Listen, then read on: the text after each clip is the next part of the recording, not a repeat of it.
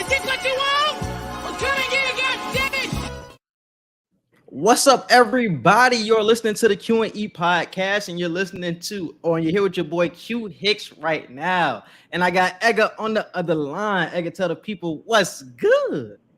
What's up, everybody? Welcome to another episode of the Q&E podcast. I can't even really just call this an episode, man. This is our first live stream, and I don't know how long, bro. I don't know how long it's been since we've done this, bro.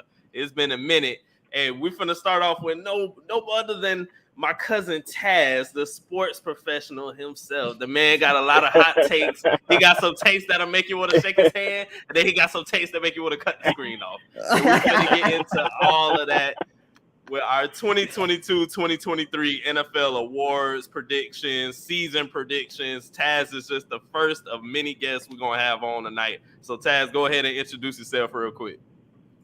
What's up, everybody? It's your boy Taz. I always like to shake it up a little bit. I had Q&E on my show not too long ago, Bimp on the spot, and we had a good time. I hope to do the same thing, recreate that same magic that we had. I got some hot takes on the way. We just don't have a good time vibe with it. But don't worry, I don't give hot takes with stupid explanations. I got some logic behind this joint here. There we go. We're going to get into it. We're going to get into it. On this part. We need some logic. They still be wild, though. They still be wild, though. They could be wild, but it's going to be a little bit of logic. Listen, even if you got to reach a little bit, even if you got to reach for it, you know what I'm saying? You got to have a little bit of logic there. Exactly, because you never know, bro. Because who would have predicted the Bengals in the final or in the championship last year? Sometimes you got to reach out the stars, and sometimes it hit, bro. Sometimes it just hit. But if you are listening to this live stream, we are doing it a little different this year. So if you are in the comments, you are able to join this live stream. So we will put the link in the YouTube. We'll put the link on the Facebook. And we'll try to do it on the Twitter as well. And you can just join anytime you want. You can come give off your take. We will be posting it on the Q&E podcast social media and the Q&E media social medias as well. So definitely go ahead and join if you are on the social medias listening. Instead of just commenting, you can be a part of the show. And I think that's just so dope, especially for all our loyal listeners. But the first thing I want to talk about is just to dive right in with the divisions first and foremost. I want to dive into the most interesting division to me, which is the NFC West. So how are we really feeling when we talk about division winners and who is going to win the NFC West? Edgar, I'm going to let you start that off. You said NFC West, right? NFC West. You got the Cardinals. You got the 49ers. The Rams, the defending champions. So how are we feeling about that division? I don't even know why this is a question. Like it's the Rams. Like it's clearly gonna be the Rams. They're clearly gonna win the division. It's not gonna be close. I have the Cardinals as the second best team in that division, and Seahawks. They're gonna be terrible. The only team with a question mark, I think, is going to be the 49ers, and that's just because with the Trey Lance situation, this is going to be our first real look at him as far as starting for a full season. They still kept Jimmy G, so they kept a good backup in case anything does happen to Trey Lance. But I want to see him thrive. I hope he will, but I'm not going to grade him too harshly on this first season because it's his first time really doing something. Granted, they still have a lot of weapons to where he can make it shake. He just doesn't have to be terrible. But I think that's the only team in that division with a question mark, really. Everybody else is pretty predictable. Rams going to easily lead it. Cardinals going to be a close second. Seahawks are going to be terrible. And then the 49ers, they could be second or third if they play it right. But I think that leads to the most variance, though, because you really don't know what to predict because they have the team. We seen them last year. They upset the Green Bay Packers in the playoffs. It's like they have the talent. It all really rests on the shoulders of Trey Lance at this point. So we saying, yeah, they could be third, but they're a team that has the potential to be first if we see a slippage or a Super Bowl hangover from the Rams. And we do see that in a lot of years that the Super Bowl team, even though they still have a supreme amount of talent, we do see them lay off on the gas, especially in the regular season. So we could see something similar with that. That's why I think it's so intriguing because the Cardinals, they got better this year. Kyler is paid. We could see some more motivation. DeAndre Hopkins is healthy once again. I think we could see those three teams really be at the top and really battling it out. So, Taz, how do you feel about that NFC West? I agree. I agree with Edgar a little bit on the Rams. But one thing that we have seen with teams like the Rams, where they didn't really restock, right? We saw them go into free agency. We saw them dig into free agency and pick up a lot of older veterans. But we've witnessed this in the past where teams have won the Super Bowl, come back, bring on a bunch of pieces, and what happens? A lot of times, a lot of injuries happen, unexpected injuries. We saw it happen with Tampa Bay in 2002. We saw it happen with the Ravens in 2001. We saw it happen with the Steelers, right? And Ben Roethlisberger's first ride with them. So we see it happen multiple times where teams that are already loaded go and try to get more pieces. And when they tack on these pieces, a lot of injuries happen, a lot of nicks. But I think as a shoo-in, you have to have the Rams there. Now, where I disagree with Edgar is with the Cardinals. I believe that the Cardinals lost a lot more. We forget that they lose Chandler Jones. I don't believe they have J.J. Watt for week one. He's not the same impact player that he was. They lose Christian Kirk. They lose Isabel. They don't have DeAndre Hopkins for the first half of the season. And they bring in Marquise Brown, great player. Hollywood Brown is a great player, but we have to remember he does have a problem with dropping footballs, right? He has a drop problem. He had it with Lamar Jackson. Had Lamar Jackson's deep ball looking booty for a long time because all them drops, right? So and Kyler Murray, he has a tendency to lose focus in the middle of games. So I feel like and on top of that, we have Cliff Kingsbury, who has a history in coaching of his teams wavering off in the second half of the season. So you have all of these things going up against the Cardinals this year that weren't necessarily there last year that can make this year a little bit more difficult for them. Now, my argument for the 49ers is the way that they're built is so solid and their coaching staff is so solid. I don't believe Trey Lance will have to carry as much of a burden as many people think. Now, the question is concerning the 49ers, what is your idea of success? Right? Because under Jimmy G, the idea of success was if your quarterback is healthy, you're in the NFC Championship game or you're in the Super Bowl, right? Now you have a rookie quarterback. Is your goal, is a successful season to get to the playoffs or is it a successful season to get to the NFC Championship or to the Super Bowl? Both of which are possible with Trey Lance. He has all of the abilities. We saw Jimmy Garoppolo with a bum shoulder and a jacked up finger still managed to get this 49ers squad to the NFC Championship. Why? Because of all the talent around him and the mind of Kyle Shanahan, right? So even with the rookie quarterback and all the rookie mistakes that he'll make, Jimmy Garoppolo made those same mistakes throughout the season last year with this same 49ers squad. So that's my argument for the 49ers being the second seed in that division. I'm not even going to mention the Seahawks. Drew Lock. No need. They're suing for the fourth spot, but I do believe that the Cardinals should be third and that the 49ers should be second. And I think that's why I don't necessarily disagree. I just think even with Kyler not having as many pieces as last season, I think he could still somehow, some way just edge them over the 49ers. But you're right. It's going to be a fight for that second and third spot. First spot, it's a Kyler would need to take an MVP step. He would need to take an MVP and he was there. He was there for the first part of last season. He was there. Through his first 8 games, they was looking on top of the world. But like you said, for his first couple of years, they've tailed off at the end of the year. So that's really the thing with the Cardinals. Can they really keep it consistently? Like you said, not having DeAndre Hopkins obviously is going to hurt. But they have showed the signs. Even with losing the pieces, I think they can still win. A couple of teams in that division are currently beat up right now. You're going to beat up on teams like the Seahawks. It's going to be a battle between you and the 49ers. I think the Cardinals are somebody we still have to look out for. They had some good games versus the Rams last year. They pushed them to the edge. Like, I'm just not going to count out the Cardinals right now. They have still too much talent offensively to me. Unless they just fold. If they clearly just fold at the beginning of the season, then yeah. And anybody who falls to this Matt Stafford shoulder thing, you're dumb, okay? People are talking about Matthew Stafford has a shoulder injury. Listen, people are saying, okay, it's a baseball pitcher's injury. Well, guess what? Matthew Stafford was a baseball player. He was a pitcher. So this is an injury that he's familiar with. So this whole idea of blowing this injury up, trying to make it seem like, Matthew Stafford may not be healthy. This is not an injury that he or his camp are unfamiliar with.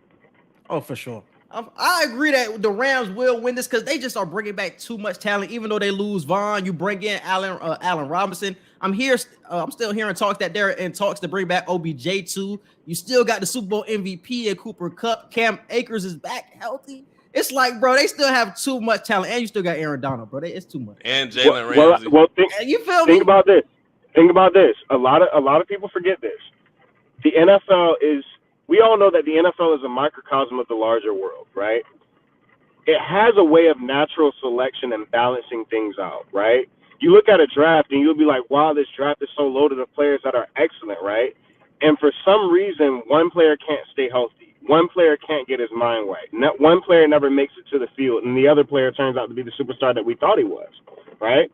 And one player just winds up in the wrong place, right? And it's the same thing with the NFL. We've seen it happen so many times in the past where a team looks loaded, they look stacked, they look like they have a player at every position, but the NFL but natural selection has a way of leveling the playing field.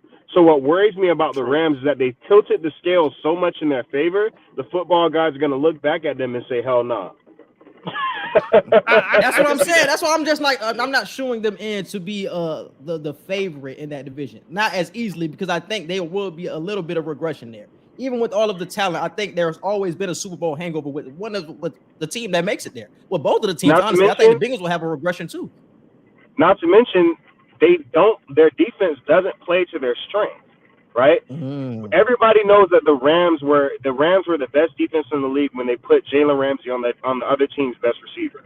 Notice they have Jalen Ramsey traveling, right? Yeah. And me being a defensive back at one point, when you have an opportunity to lock in on one player, it's easier for you to get into a rhythm against that player, right?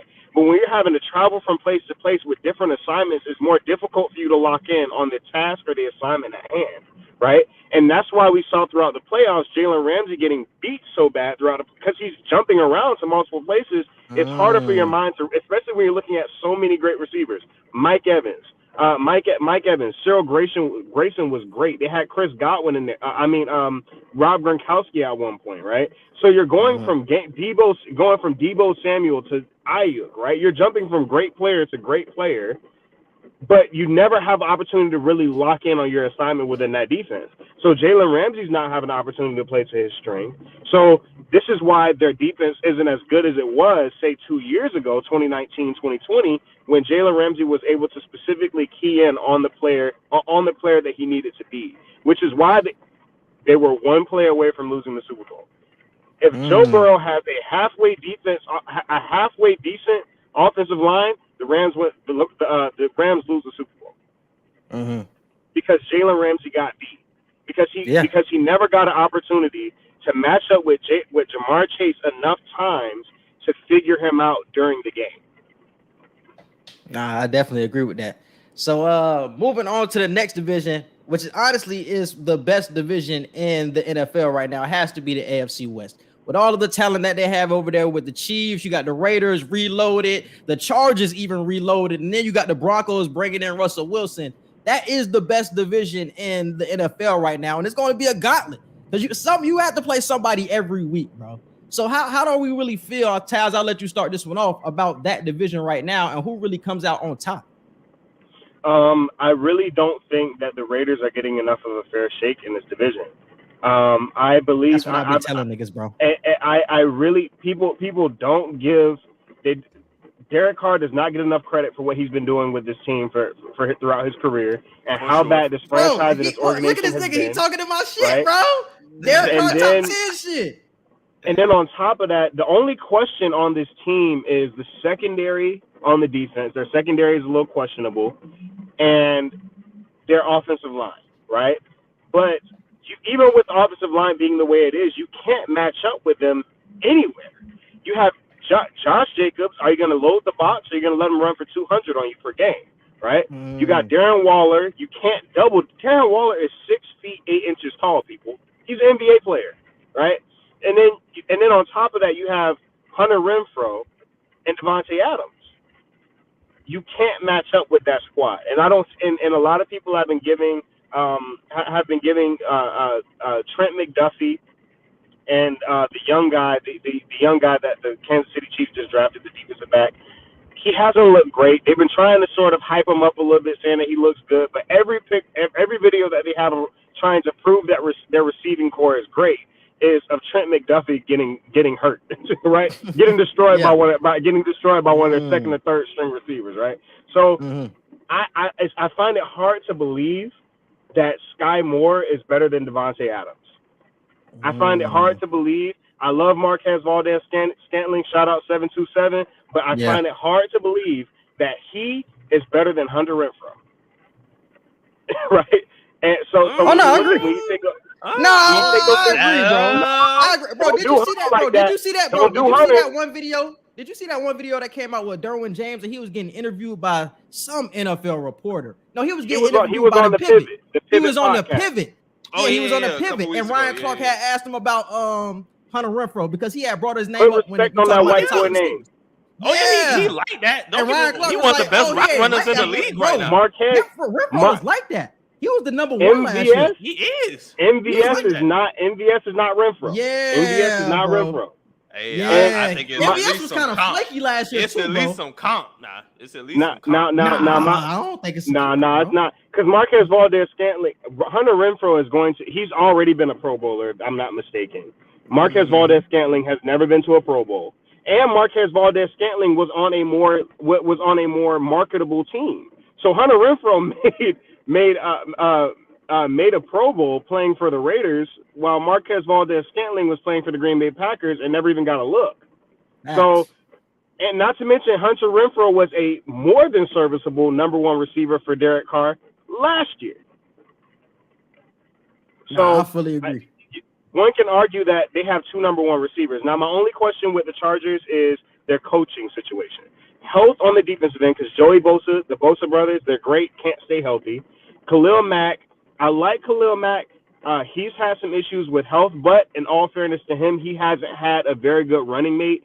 Akeem Hicks has been great, but he often sees a lot of doubles, and Khalil Mack, he's had some injury issues over the years. Derwin James notoriously cannot stay healthy. One of the best safeties in the game, cannot stay on the field. But on the offensive end, Keenan Allen, he's had some injury issues as well. Mike Williams, he's been very inconsistent. So while the receiving core looks dominant, healthy, we don't know what they're going to be injured, which is what they will be, right? Well, we can say the same thing, but we can say the same thing when you talk about the Raiders, too. If we're going to throw health into every equation, the Raiders players are notorious for getting injured as well. We talk about Josh Jacobs, we talk about Darren Waller as well. So it's like we can talk about injuries in all of these directions, but I'm saying if healthy with all of these teams, I think the Raiders. I think the Raiders. Everybody stay healthy all season. Yeah, I think it's the Raiders. No, the Chargers are up there. The Chargers have to overcome an analytics coach, right? A lot of times you can tell by the way he play calls, he doesn't understand the moment. Right? He uses the analytics and the stats to make a decision. When the stats may say one thing, but the stats may not know whether Derwin James is on the field or not. You know what I'm saying? The stats don't know that. Derwin James may be hurt, right? I promise you this. If there's a 50% chance of a team getting scoring at the goal line or not scoring at the goal line, right? But Rashawn Slater, who is arguably the best tackle in the league, is on the field or off the field. Does that not increase or decrease your chances of scoring that touchdown? Yeah, I get what him being on the field would increase it, right? So the analytics don't know that. They don't understand the situation. They don't understand the gravity of the moment. And a lot of times, this is why they missed the playoffs last year, because he didn't understand the gravity of the moment, and he sided with analytics instead of going with his gut, right? But I think you learn from that, bro. Exactly. That's what I'm thinking. The same thing too. So, Edgar, you can go ahead with this division. All right, but bro. He's never been in the playoffs. But I'm gonna go ahead and get my take. I'm gonna get my take right now. On I don't know if we got a certain segment for awards, but Justin Herbert, he's not my favorite. I'll say my favorite for later when we talk about it. He's my dark horse for MVP. I have Justin Herbert as my dark horse for MVP, bro. I'm telling y'all right now.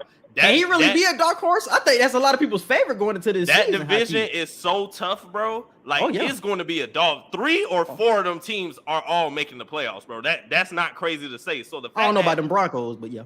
No, I don't know about the Broncos. Yeah, I don't know about them Broncos. That's why I said 3 to 4 of them gonna make the playoffs. But I'm telling you, bro, I think Justin Herbert is gonna be a dark horse. So of course, you're gonna have Pat Mahomes, Josh Allen, Tom Brady. You're gonna have the regular favorites, but that person that is gonna be potential to then damn near the favorite when it's almost the end of the season is gonna be Justin Herbert, and they're gonna the Chargers are gonna make that jump, bro. I'm telling y'all, that's the team to look out for. And that's the thing. Where though? What is the standard for a jump? Like they haven't made is a jump making. That's the playoffs, the jump is into like making higher level contention. That's why. Are you saying high level? I'm saying high level contention. They have the team that they should be up there with the amount of talent that they have. You have Keenan Allen, you have Mike Williams, you have Austin Eckler, you have a quarterback that's the top in this league, and you have 2 Pro Bowl defensive ends with a Pro Bowl safety, and you just paid J.C. Jackson all this money. Oh, with all this money going around, you should be going into high level contention. If that's the Chargers standard. don't make a, with all that money you just Chargers gave out, aren't a deep, that's the standard. If they're not a deep playoff scare this year, that is a disappointment. That's they a disappointment. Disappointment this season. If they really just fall flat on their face and either don't make the playoffs or get booted out in the first round, I'm looking at the Chargers crazy. You paid too much money. You paid too much money. Mark my words. Derwin James will miss at least 5 games this season. Khalil Mack will miss at least 3 I swear to games. God, that's a black brother. Hey, that's a Joey black brother. Bosa will miss at least 7 games this season. Joey Bosa will miss at least 7 games this season, and Mike Williams will miss 2. Goddamn, why you ain't doing this for these other teams? Goddamn. You giving literally not all of these other teams have a history of injuries. That's I just told you the Raiders do though. And you just said you love the Raiders. The Raiders do not have a history of injuries. The only player that was injured for that team last year was, I believe, Darren Waller, who was out for majority of the season. But prior to that, he was an Iron Man. And Josh Jacobs was missed only hurt last season. And the offensive line is in and out at most points. That's why it's always I already said offensive line was bad. I already said the offensive line was bad. But my problem, I'll put it like this. If you can show me where Derwin James throughout his career has played more than 11 games, he's been in the league for 4 years. He's never played more than 11 games in his career. This is like an Anthony Davis situation. You can't fault me for saying that Anthony Davis is going to miss at least 20 games. But it's been some seasons that even though AD wasn't healthy the full season, he came through when you needed him, didn't he? Fine. AD got a championship. Kyrie Irving. Oh, you can't switch it up like that. You can't switch it up like that, bro. Kyrie's played more than 60 games twice in his career. Derwin James has never played more than 11 seasons. My nigga, you doing what I said, bro. You gave some takes earlier that we fucked with. Now you giving some takes that we like. No.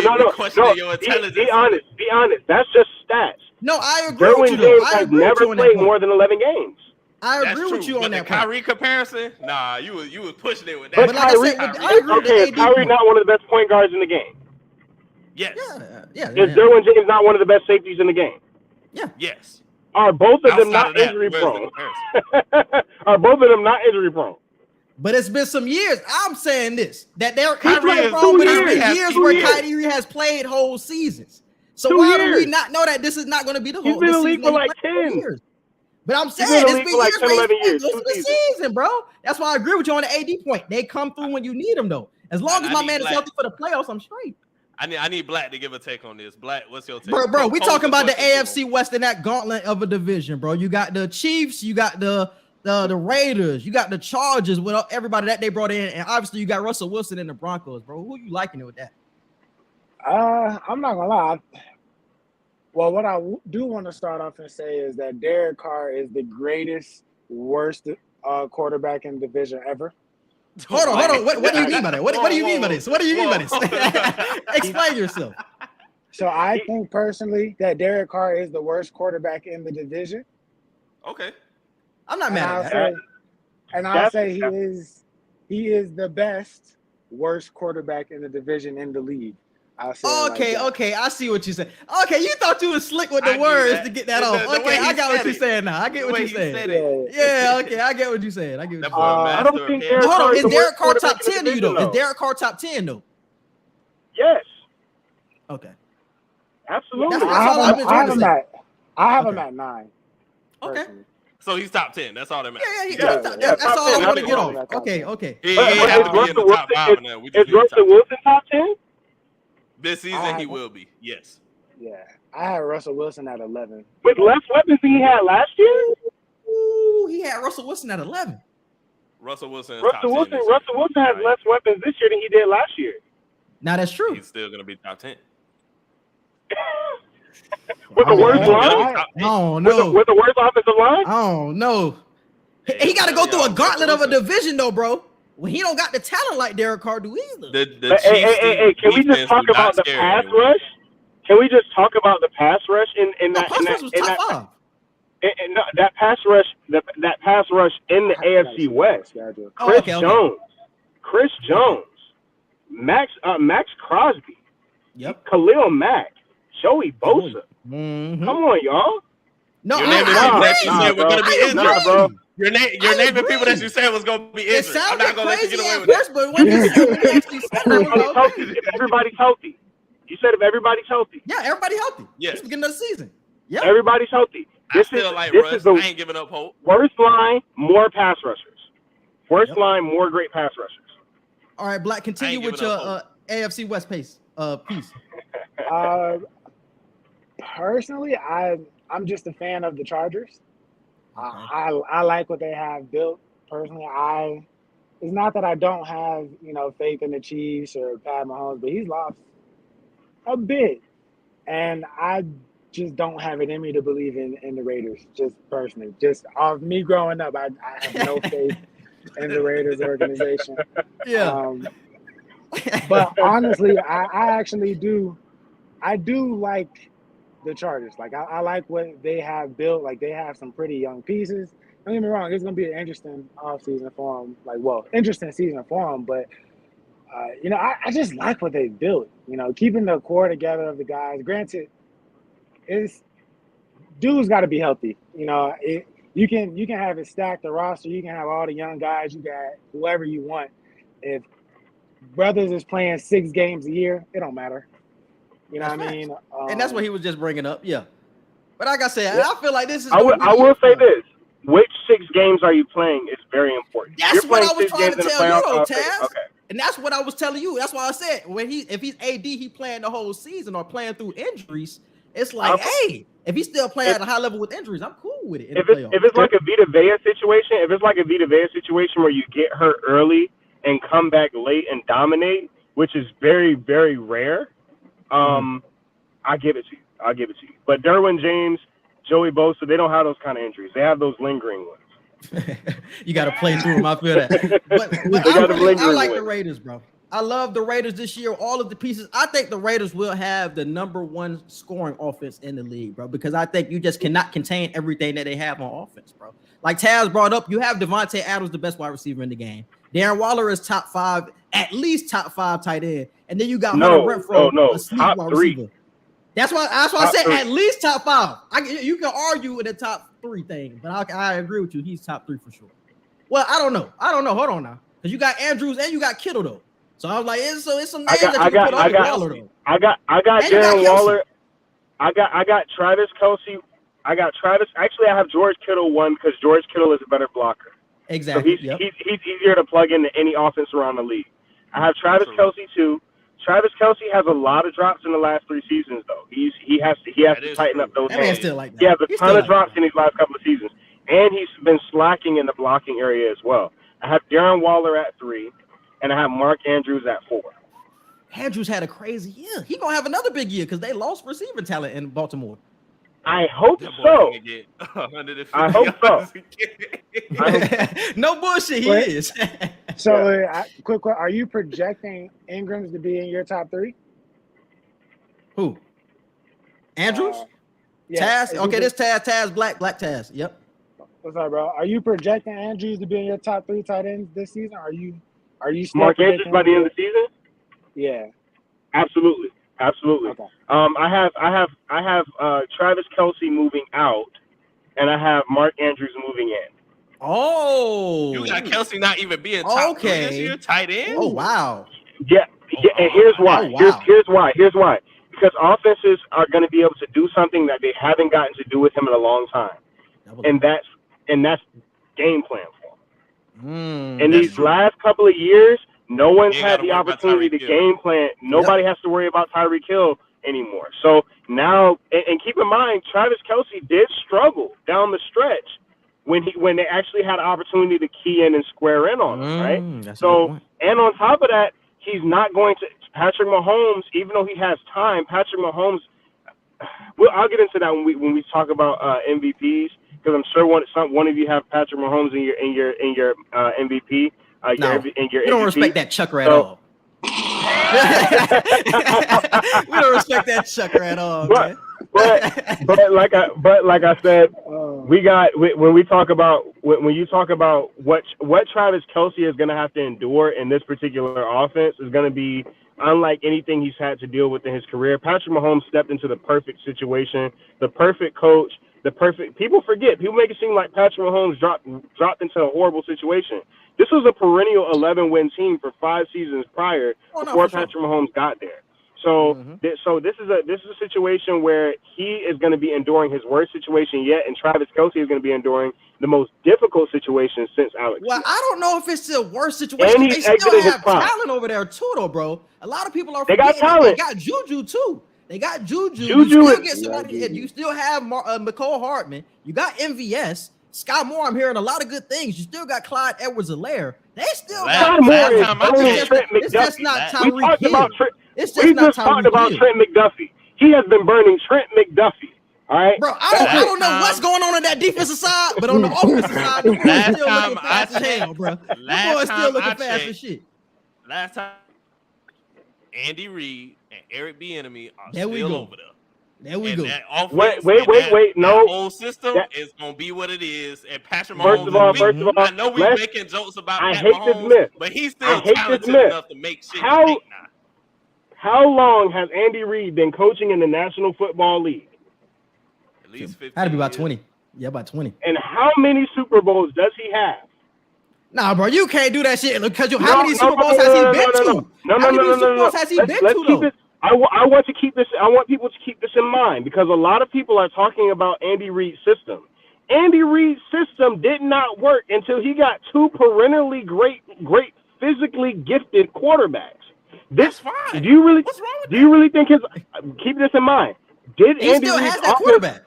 Did Andy Reid's offense work last year when they started running 2 high safeties, or did they have to change his offense completely to a point to where they were losing to a fault? They did have to change their offense, but I think they have the personnel that can work with this change. They have personnel that can work with it. I believe that they can, but in the midst of them trying to work with that change, Travis Kelce is going to suffer because he is their only true. Because Juju is not a deep threat. MVS has shown that he can be inconsistent throughout times during the season, which is why he's not with the Green Bay Packers anymore. Sky Moore. McCole Hardman is also great, but he is also a great number 3. He's not a number 2 or 1. He could be a number 3. Which is Kelce, great. You got Juju, you got him. Right, but keep in mind, Sky Moore is going to need, because a lot of times I don't think people really realize what kind of an art tracking the deep ball is, especially one from Patrick Mahomes in a football game is. But when you have a quarterback who holds the ball for longer than 5 seconds, right, and then gets rid of it and throws it somewhere, your ball tracking skills while being covered by an all-pro cornerback is going to change your world. I promise you. And defenses are going to cover that a lot differently. But keep in mind that's very difficult to do with a quarterback like Patrick Mahomes. Like I said, I believe that Sky Moore is going to be perennial in year 2, not year 1.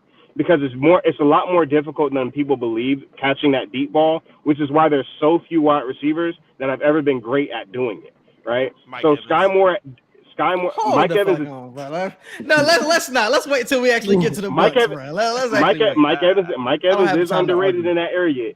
Mike Evans is underrated in that area because he's not very fast, but he is a great deep ball threat, right? So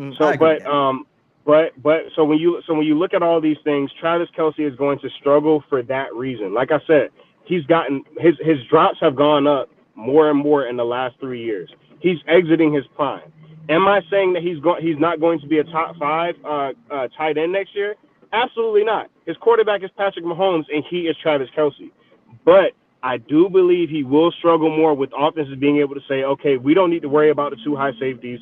Double Travis Kelce, put our best cover linebacker on him, and put a nickel on him, and we'll be straight. I agree. It's going to be harder for him, but like I said, they still have talent to make it work. Like I said, with the change of the offense last year, I think Patty did get a taste of what he has to do to change his game around. It can't be all chuck balls to Tyreek Hill to save him. And you actually have to run a legit offense. And I think he's seen that. And I think they have the pieces to go with it. last year, a lot of people forget this, but Patrick Mahomes struggled. A lot of people were making it seem like these struggles that he was having were new. He threw 16 dropped interceptions the year that they played Tampa in the Super Bowl. 16. He actually, and guess how many of those? Guess how many of those interceptions were dropped at the end of the game? Guess how many that nigga's a chucker, bro. That nigga's a Tyler hero of the NBA, but just way better. Just a gas Tyler hero. That nigga's a chucker, guess bro. How many? Guess how many of those? Guess how many of those dropped interceptions came at the end of the fourth quarter? Hey, that's disrespectful. I'm sorry. Hey, I'm sorry, Patty. You know I ain't mean that. Guess how many of those dropped interceptions came at the end of a fourth quarter in the clutch time? No, that's facts.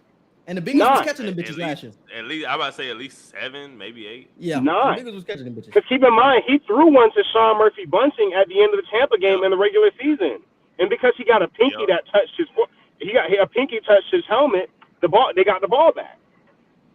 So Patrick Mahomes, and people were so surprised. Oh, this isn't Patrick Mahomes because he threw that interception at the end of the Bengals game. Yes, that's him. It's just that in those first 2 years, people weren't catching him. Yep. All right, so let's make it clear who is winning this division. Everybody go around. Black, I'll start with you. I'm gonna go with the Chargers. All right, Taz. I have the Chargers as well. I'm gonna take the Chargers. Everybody healthy. All things healthy. There you go. All right, and you said healthy. So healthy, I take the Chargers. Okay, well, if you predict injury, how do you feel there? If you just saying you see how the future is going to go, who would you have? Injury, I like Kansas City. Okay, Edgar. With injury settings on, I like Kansas City. So in real life, the Chargers. Yeah. I got the Chargers. I don't care. Injuries, no injuries. I think Justin Herbert is gonna take that step. I think the Chargers as a whole, they're gonna take that step to be a true Super Bowl threat this year. And that's my take on it. Oh, and Black, I don't know if you made it on before I said this. This is my last AFC West topic, but I did bring up the fact that I think Justin Herbert is going to be a dark horse for MVP. I know we're going to have the favorites of Patrick Mahomes, Josh Allen, Brady at 45 is somehow, some way still going to be in the conversation. Mm-hmm. But I think Justin Herbert is going to take that jump to where we have to mention him. And it might not come until later in the season. It might not be an early prediction that people want to see. But once we cross that 7, 8, 9 game threshold. Hold on. What do you mean? What do you mean? You say until he leaps into the upper echelon, you mean? He's already up there. No, I'm talking about as far as like winning the MVP this year. Oh, okay. I got you.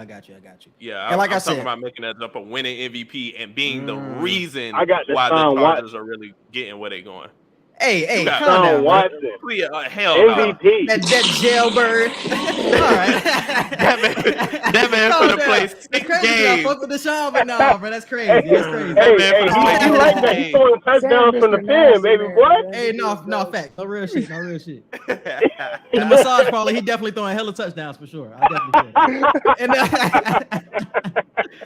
Boy, wow. All right, and I got the Raiders, bro. I got the Raiders winning this division. I think they're gonna have the best offense in the league, bro. I don't think you can stop them, bro. They got too many weapons. All right, let's move on to the NFC South. I think this is going to be another interesting division because I think a lot of people obviously favor. No. Because I gotta take the get off about this damn division. Go first. I gotta take the get off about this damn division. I want to let you go first. I'm gonna give a huge take off. I'll let you go because you already know how I feel about my nigga Jameis, my nigga. You already know how I feel about my nigga Jameis, my nigga. You already know what I'm about to get off. You know what I'm about to get off. And then I'll let Black go because I already know what me and Taz coming. Yeah, you know exactly what direction I'm about to go. You know what it is. I'll let you go first, and then I'll let Black go. I already know what me and Taz on. Go ahead. Look. I know y'all know I'm a huge Jameis Winston fan, but I don't think it has to be all on Jameis Winston like it was a season ago. We seen the team get off to a 5-2 start, even though they don't have Sean Payton anymore. 5-2, and he didn't have any weapons, bro, except for Alvin Kamara. Wide receivers were hurt. Michael Thomas was not hurt. And who was he throwing to for real? Who was out there? They bring back a lot of weapons this year. Jarvis Landry, Chris Olave they drafted in the first round.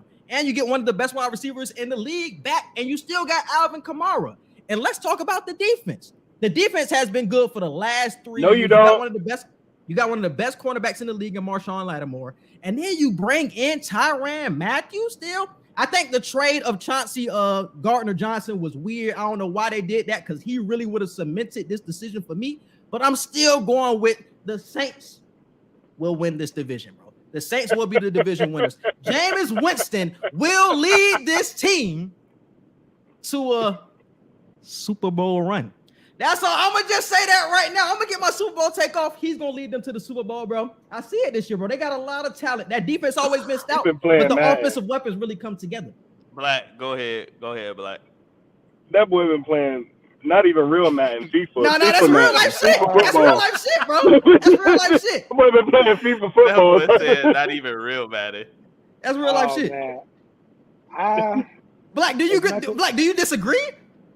This boy been playing Tecmo Bowl, talking about some Saints going to the Super Bowl. It's not even for the fact that I don't love James. Just the Falcon fan in me won't let me pick that. Okay, I can understand that. I can understand that. But so it's not that you don't disagree. Okay. I do like James to have a good year. I think he does have some weapons. I don't know the full extent on the whole Alvin Kamara thing. Last thing I got updated on was that he might get suspended. He might not. I don't know if that's cleared up. Michael Thomas off an injury, which is, he's coming off injury. That can go a lot of different ways. That offensive line isn't necessarily the strongest. And they did lose some key pieces with, their top salary magic that they pull off every single year. I like them, but I don't like them enough to pick them for this division. As much as I can't stand their fans, I'm going to have to go with the Bucs again. Their defense is stacked. You continue to add weapons around Brady. You continue to keep the core guys that you have. You continue to keep the offensive line. Now, while I don't think Brady is going – while I do think they're going to puff up anything that Brady does, I do think that we start to see a little bit more regression from him, but we see more progression from his weapons. More? More? Wait, hold up. More? As if he's regressed? No, he said more from his weapons. He said more of his weapons. Yeah, more of his weapons starting to produce more, so that a lot of it's not on him. So more run after catch. Okay, that makes more sense. A lot of more run after catches. Okay. Yeah. That's what you're saying. Okay. Yeah. So I think the second team in the division that finishes number 2, I think they beat the Saints by a game, is honestly the Panthers. I love get the fuck defense. out of here, bro. Bro, get the fuck out of here, bro. Listen, get the fuck out of here, bro. Come on, man. Hey, I see where he's coming from. Y'all agree? All right. I don't agree. Wow. That's literally your team. All right. That's your team. I'm a free agent. You know I'm a free agent. I don't agree. I don't agree. I see where he's coming from, though. I see where he's coming from, though. I like their defense. I'm not in love with the quarterback situation. Granted, we have to see what and how long Christian can play for and what he looks like for when he is playing. I love what I've seen from DJ Moore. Granted, Matt Rule is Matt Rule, so that's ass-tastic. Let's keep it how it is. Yeah, he's terrible. He's terrible. But I think when you start to add in some of these factors, like, hey, eventually. Like, I already like DJ Moore. I think Robbie Anderson already has the tools. I think Baker, as much as we clown on him and say, oh, he's this and he's that, I don't think he was the problem. I think Baker is still a pretty good quarterback. I don't think he's the get you over the hump guy. No, I agree with that, nah. I agree with that. Baker wasn't the problem? Baker's still good, nah. Baker wasn't the problem, though? But was his injury the problem? Because when he wasn't injured, they got to the playoffs, got to the second round, damn, they beat the Chiefs. I don't think he was there. You mean they almost beat the Chiefs without Patrick Mahomes for 2 quarters? I mean, when he was healthy. They almost beat the Chiefs without Patrick Mahomes for 2 quarters. I was hoping you didn't bring that up, but yeah. I was going to say, y'all really stretching that game. Just so we put that in context. Just making sure we have some context on that. Entire problem. But I think we can all agree he is an upgrade over Sam Darnold. Oh, for sure. And Baker is top 15 when every quarterback is healthy. Baker's top 15. I'll give him that. Whoa, I don't know about all that. Top 15 It's a lot of quarterbacks in this league. Yeah, it's a lot of quarterbacks in this league. I think he's good enough it's to get you some dubs. It's a lot of quarterbacks in this league. Yeah, it's a lot of quarterbacks in this league. You can't forget about dudes like Kirk Cousins. Like I said, I got dudes. No, I'm not. No, you been talking about Kirk Cousins. I believe the same thing. Hold on. I'm not gonna let you get that off. This is from one of my sources. This is from a couple of my sources inside the NFL. I had the same take on Kirk Cousins, but when I heard them actually talk about what it's like playing him on the field and actually going back and looking at Kirk Cousins, you realize the kind of quarterback that he is. And the fact of the matter is that guys like Adam Thielen and Justin Jefferson and Dalvin Cook aren't getting the stats that they're getting by accident. Somebody's getting them that football.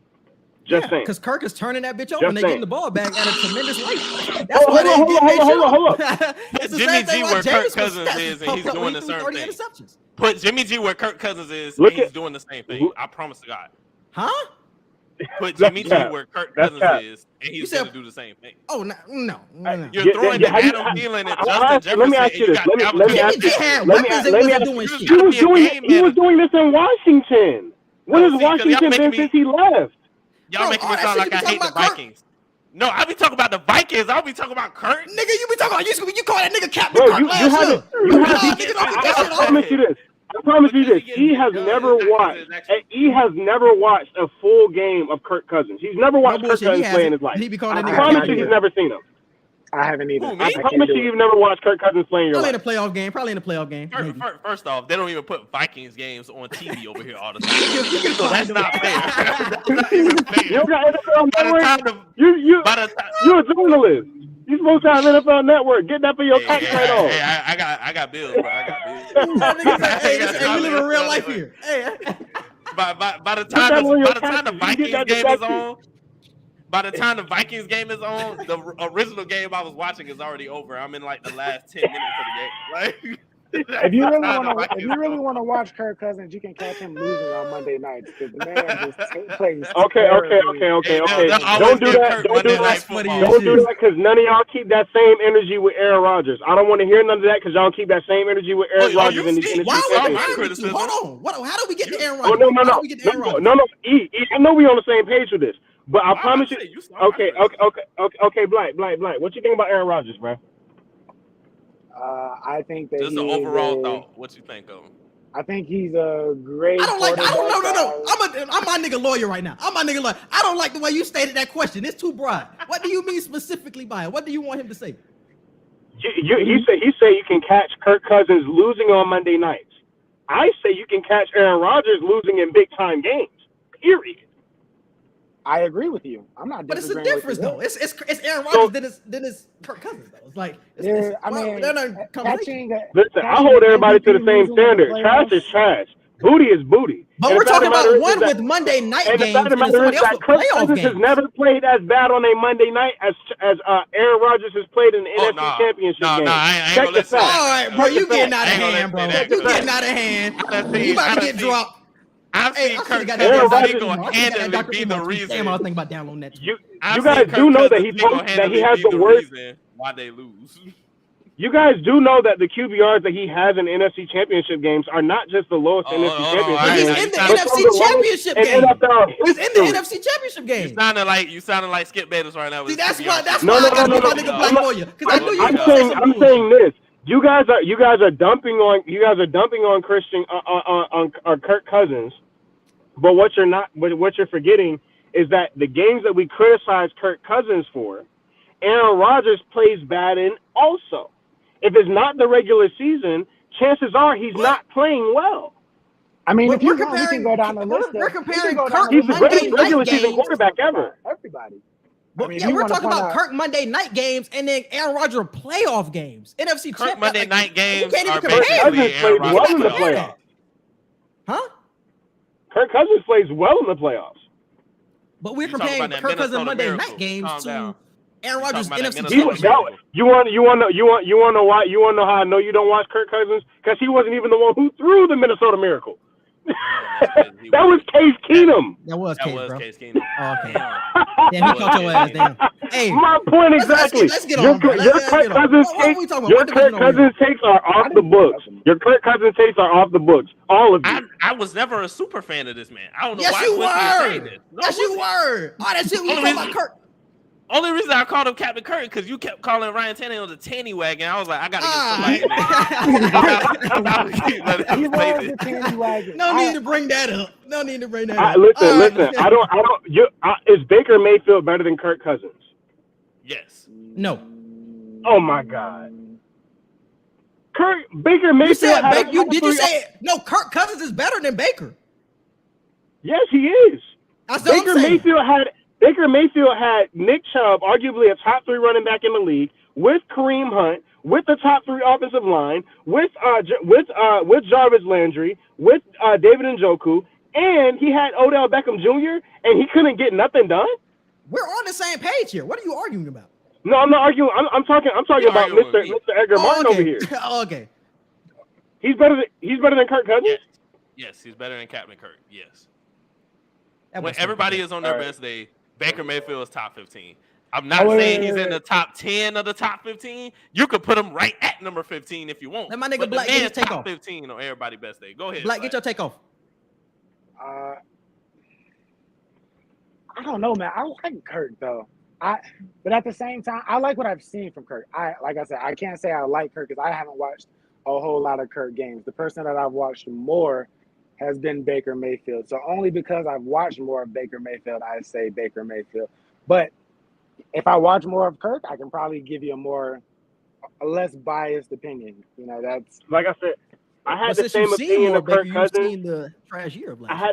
I had the same exact idea about Kirk Cousins, but I hadn't actually watched him. It wasn't until I sat down with guys who actually play in the NFL, who've actually competed against this guy, and they actually sat there and talked to me and broke down his game to the point where I could go back and actually see what this man was doing, where I could understand what it is, where I can understand that he actually is a very, very good quarterback.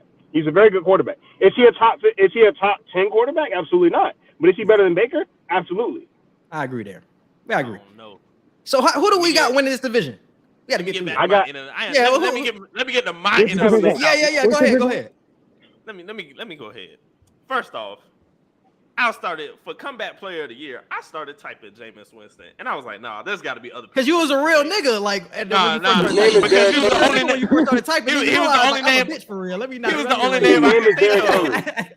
I started typing Jameis Winston. I was like, there's got to be other people in this conversation. And so I looked up the odds, and I see the list. I see Derrick Henry. I saw Christian McCaffrey. Why the fuck is Derrick Henry in there? Why is Derrick Henry in there? Yeah, let me go ahead and erase this. Derrick Henry got hurt week 8.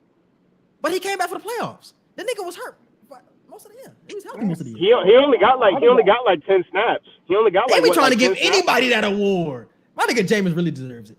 Christian McCaffrey is getting comeback player of the year. I'm telling you. I'm not mad about that. As long as he stays, as long as he stays, he's gonna get his chance to come back. As long as he ain't missed the class, he will get the award. But I got the Bucks winning the division. It's not even gonna be close. The Bucks are winning the division. The Saints are gonna be second. Jameis can do enough to get them to be second. Panthers are gonna be third. Black, I know you love the Falcons, but they trash. Y'all got my boy Kyle. He wants them to be on 16. So I'm about to say he probably. My boy Kyle Pitts gonna do his thing. Hey, we should be asking you this, Black. Who would you rather have, C.J. Stroud or Bryce Young? Or do you think Desmond Ridder is the future? Let me answer for you. Yeah. He said, "Do you think Desmond Ridder is the future?" Some Falcons fans do, though. I ain't gonna cap. It's kind of tough because, like, don't get me wrong. I would rather take Desmond Ridder only because I know I have him at the pro level. You know, I don't know what I'm going to get. Like, going into this past year where we thought, I'm forgetting old boy's name that went to fucking Oklahoma and lost his job. Oh, Rattler, Spencer Rattler. Spencer Rattler. And people are going in the year thinking, oh, yeah, Spencer Rattler, he's going to have this great year. And he fell off and fucking transferred to, and nobody knows where he is. I mean, people know. Nobody knows where he is. Where did he go? So, I think USC. Carolina? No, Caleb Williams went to USC. Oh, that, yeah. No, he did. Yeah, he did go to USC. Where did he go? Damn. Bro, just died. That's what we're That saying. just We goes don't to his know. point. That goes to his point. It goes to his point. We don't know. He was about to be the number 1 pick, and now we don't know where he is.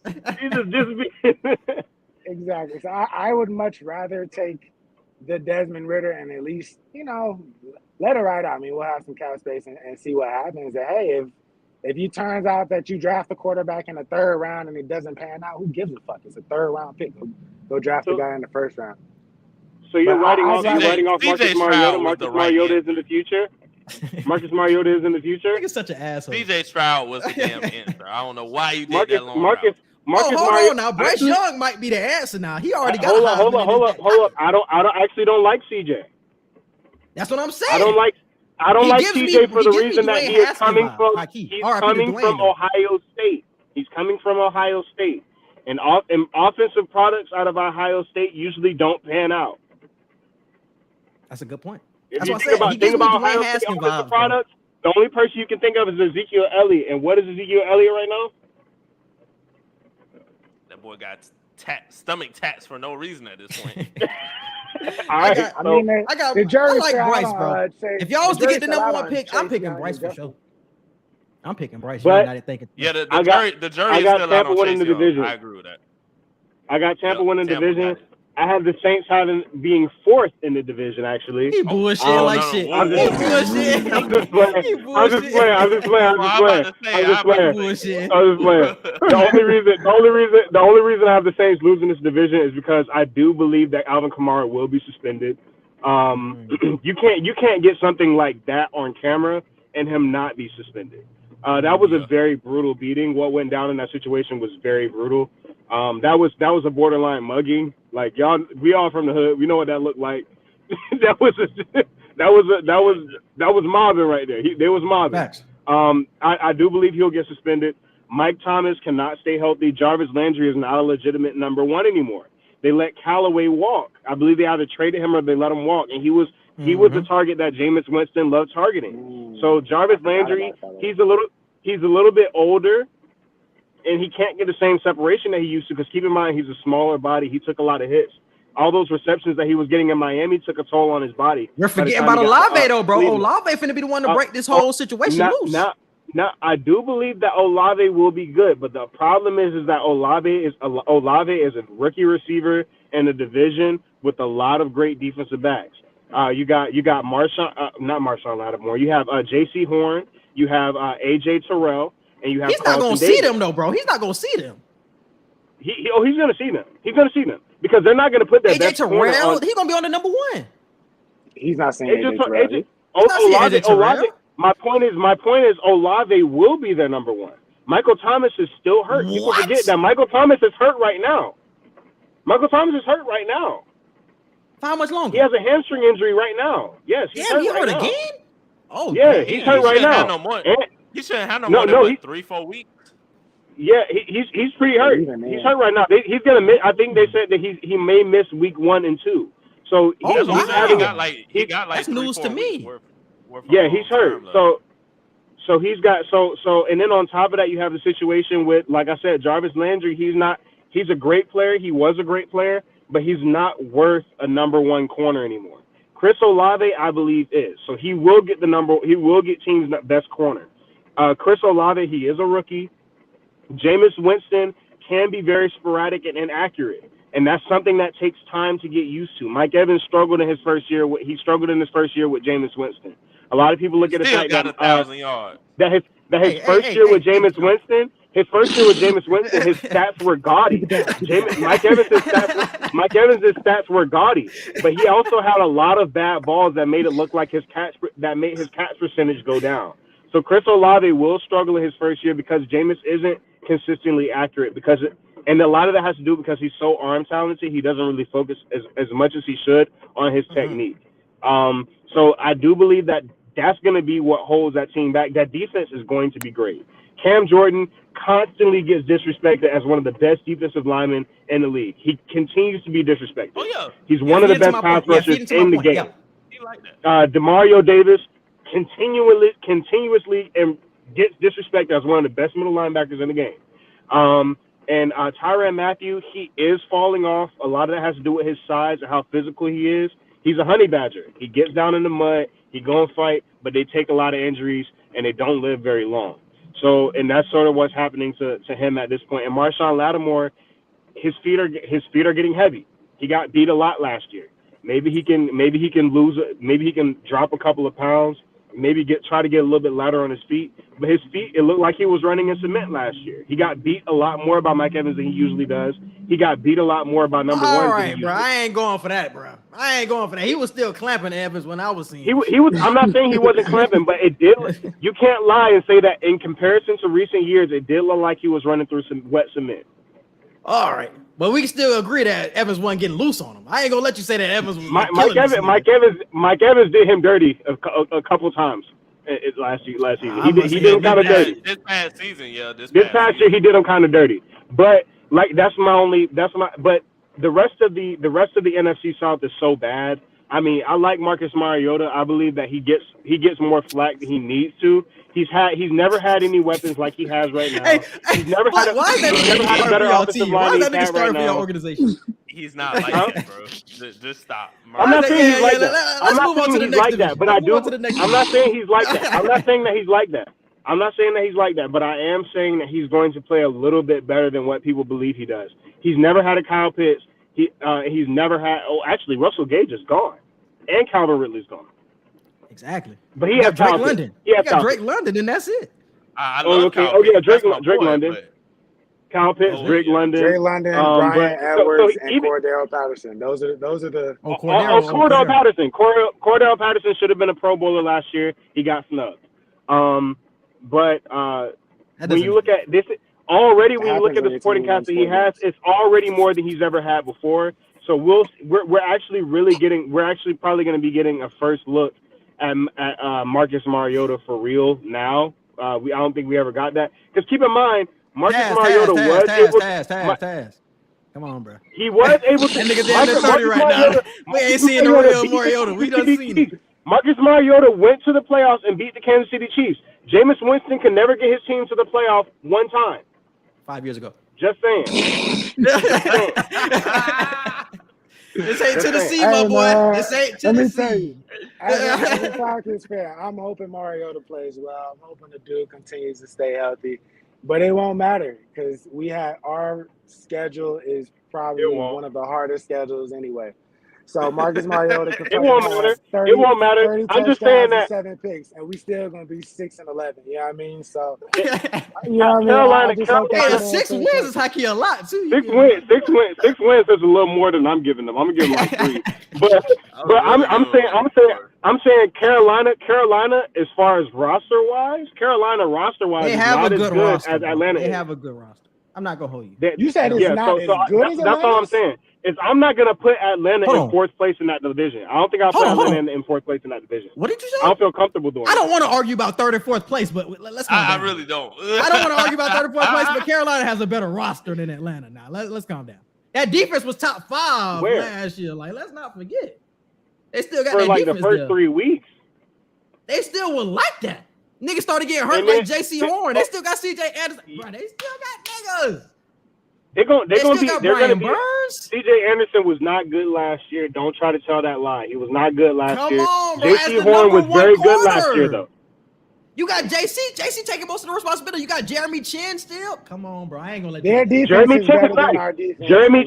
Their defense is good, but their offense, I don't believe that they have as many dudes on offense as Atlanta does.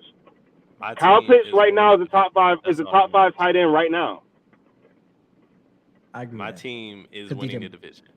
All right, let's move on. Tampa's winning the division. Tampa's winning the Saints are division. winning. Tom Brady's got it locked Bucks. up again. Everybody else got the Bucks. Underrated take. Vita Vea and Akeem Hicks will be the best interior line in the league. In the league, they'll be the 2 defensive tackles that lead the league in sacks. Vita Vea, Akeem Hicks.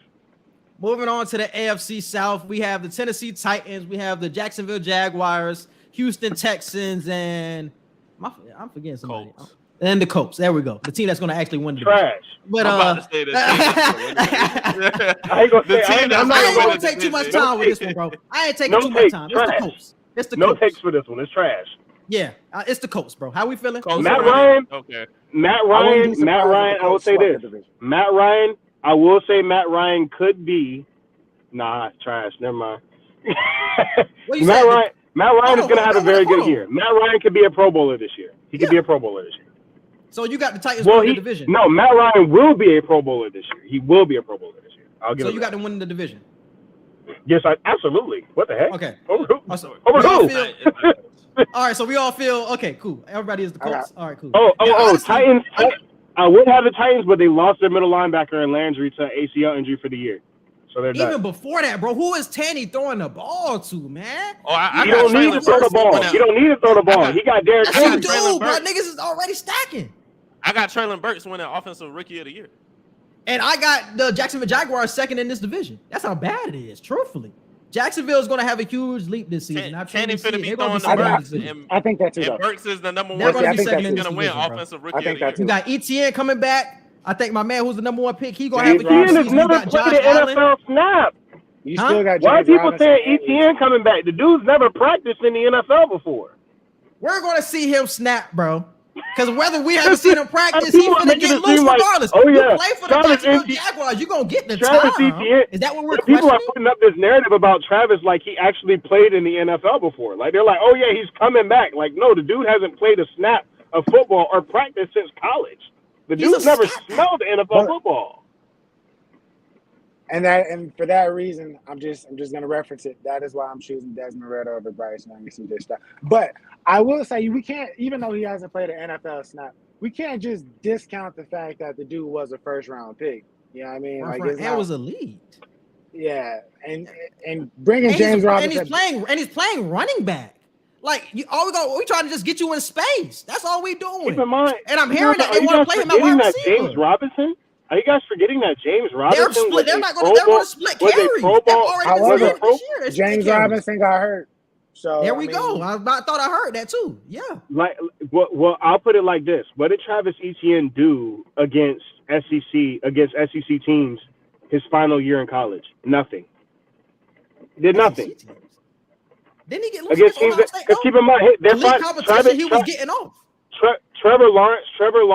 This is why Clemson went undefeated, but couldn't get a 1 or 2 seed in college because they're playing lower Division I teams. They were playing basically Division II teams to that point, which is why they never got ranked 1 or 2, even though they're undefeated. Travis Etienne actually had horrible games against teams that were ranked in the top 25 his final year, and it's the same thing that I said about Trevor Lawrence throughout his college career. He was excellent his freshman year. He was a little worse his sophomore year, and he was worse than that his junior year. So every year in college, he continued to get worse. Travis Etienne hadn't been the same player since the LSU defense smacked him in the national championship. I think it's going to be the that. defense that carries the Jags anyway. So That's what I'm saying more so anyway, because I'm not saying I don't- ETN finna be a game breaker, but the defense, the number one pick. But in people there, Josh promoting Allen, it that way. we don't. And the I Jags got don't Devin need to Lloyd go winning out and- defensive rookie of the year too. The Colts are winning the division. It's not going to be close. Yeah, I was about to say, let's Traylon- move on. I don't even I like got spending this Traylon much time Burks on winning it. Offensive Rookie of the Year because Tannehill has nobody else to throw to, and Didn't he pass out and a he's summer the only Derrick Henry receiver. is a dude. He has He's coming he's off the only injury. Burks is the only rookie receiver with a good quarterback this year. Every other rookie receiver, I'm looking at. Hold on, nigga, stop disrespecting my nigga Jameis. Fuck man. All right, we're moving on. Bro, Jameis is not Ryan Tannehill. Ryan Tannehill ain't great, but Jameis ain't even that. They're in that same Thank tier you. for sure. They're in that same tier for sure. Next topic. Tanny. tier. All right, It ain't let me the move on same. because I'm trying to get this. I'm trying to move forward. All right, the NFC North. The NFC North. NFC North. This is Green Bay or the Vikings, bro. We ain't talking about nobody else. All right, go ahead. All right. So I got Green Bay still winning it, even though it's not the same team as years prior. They lost Devontae. It's Aaron Rodgers. He's still gonna make it work. Boom, bop, bam. All right, everybody go. I say the Vikings. I've been saying, no matter how I feel about Kirk Cousins, I've been saying the past 2 years, the Vikings are the most interesting team to watch in the NFL. I don't give a damn who they play. Like, you really don't know what's going to happen when you watch the Vikings. They'll blow a team out that you would think, not blow a team out, but they'll beat a team by 2 touchdowns that you're like, how the hell are they even in this game? And then they'll win the games they're supposed to win. And then the games that they're supposed to could win, go they either lose. way. They lose. So it's like you never really know what a Vikings game is going to end up like. No matter whether it's Kirk Cousins getting the winning pass or Cook getting the winning touchdown on or they drive fold or whatever, entirely. or they fold entirely. Like the Vikings are the most interesting Which is why I'm team not in the NFL. They have been this entire time, and I think that's why they'll win the division, because they have the most excitement. I don't see Aaron Rodgers just willing this team with no real number one receiver. If he does, he got to get MVP. It ain't even gonna be close. If Aaron They're Rodgers not giving it to him. It's gonna be Aaron Rodgers fatigue, bro. It's gonna be Aaron Rodgers. He's not coming back now. No. It's gonna be Aaron Rodgers. I'm not saying I agree with it. Aaron Rodgers has done too much off the field to get an MVP. I'm not saying this is what I would want, but without a number one receiver, I don't give a damn how your division look. You somehow still win the division. I feel what you're saying. He does have a number one receiver. His name is Sammy freaking Watkins, baby. All right, Black, give your take. The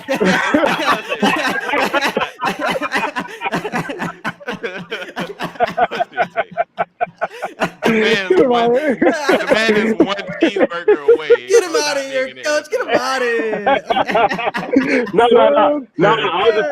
I was just playing. I do have the Chicago Bears winning that division. I believe Justin Fields. I'm just playing. They're going to be closer to 0-16 than winning the division. I got the Minnesota Vikings winning the division. Aaron Rodgers he seems like his mind is everywhere but with football this offseason.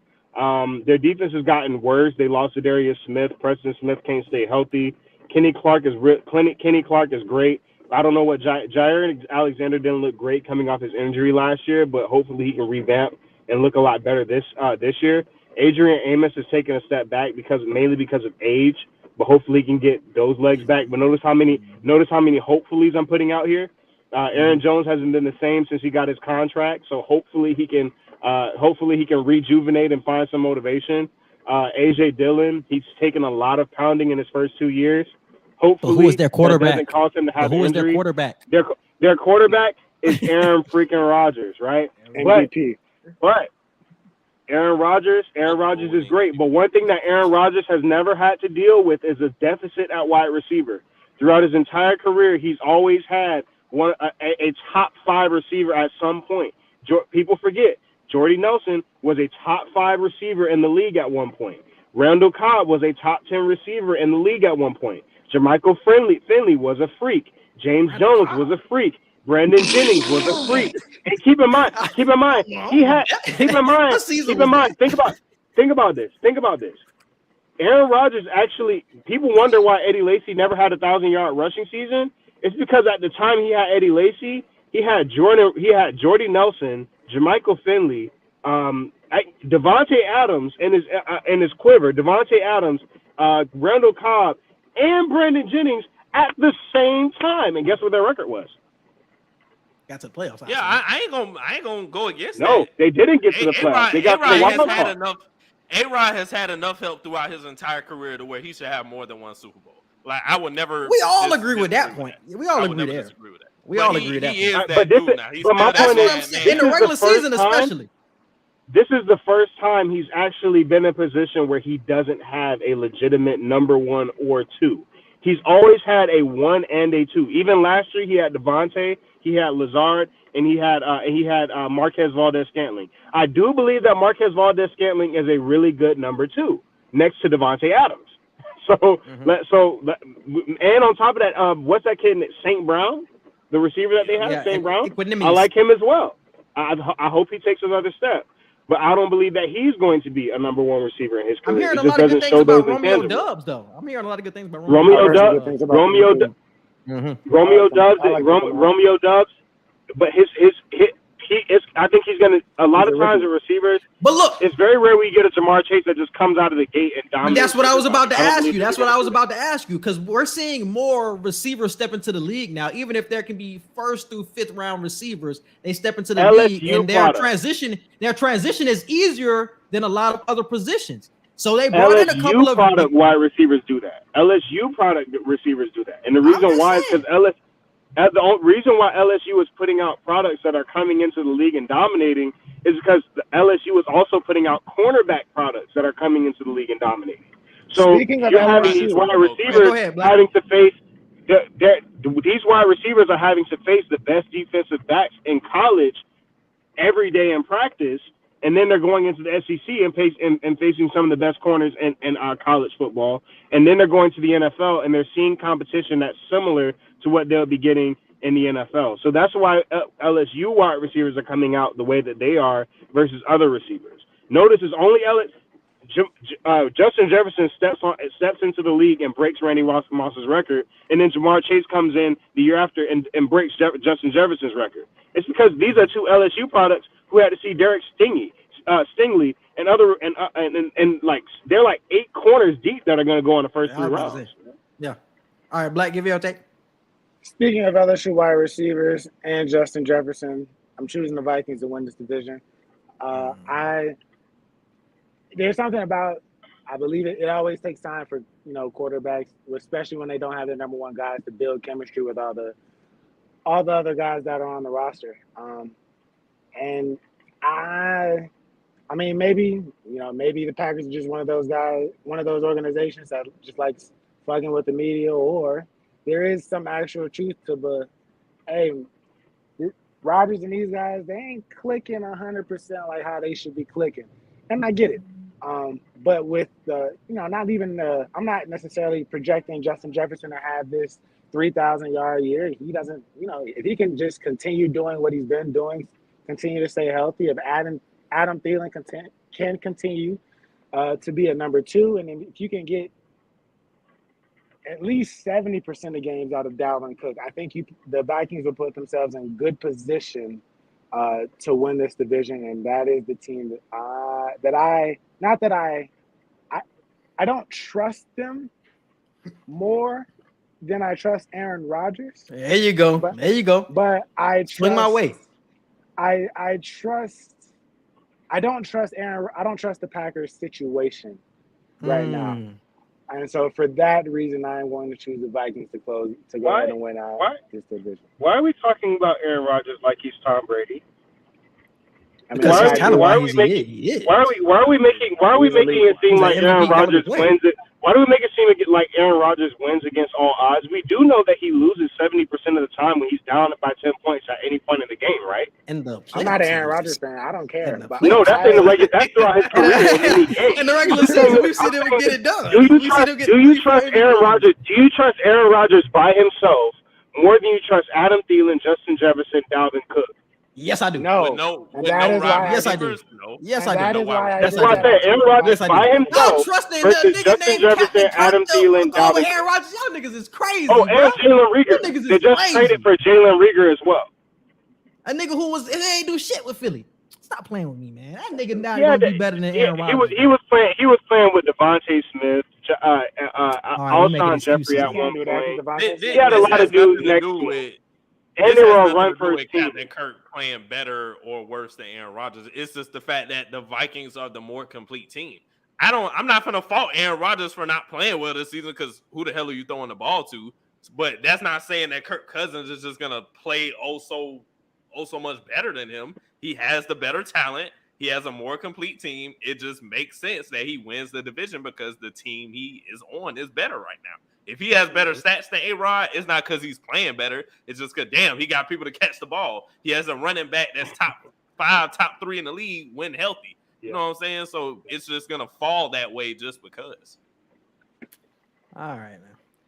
I'm going to see where y'all at when it's week 8 in the season and the damn Vikings is 4-4 like they usually are, and Aaron Rodgers is 6-2. I don't want y'all crying at me saying like, damn, Aaron Rodgers doing the unthinkable. Oh my goodness, these receivers better than I thought. He's still a bad man. I told you he's still a bad man. I'm just making a choice that makes sense. Yeah, he a bad man. I really do love the fact that in these last couple of years the Packers have always had one of the easier schedules in the league.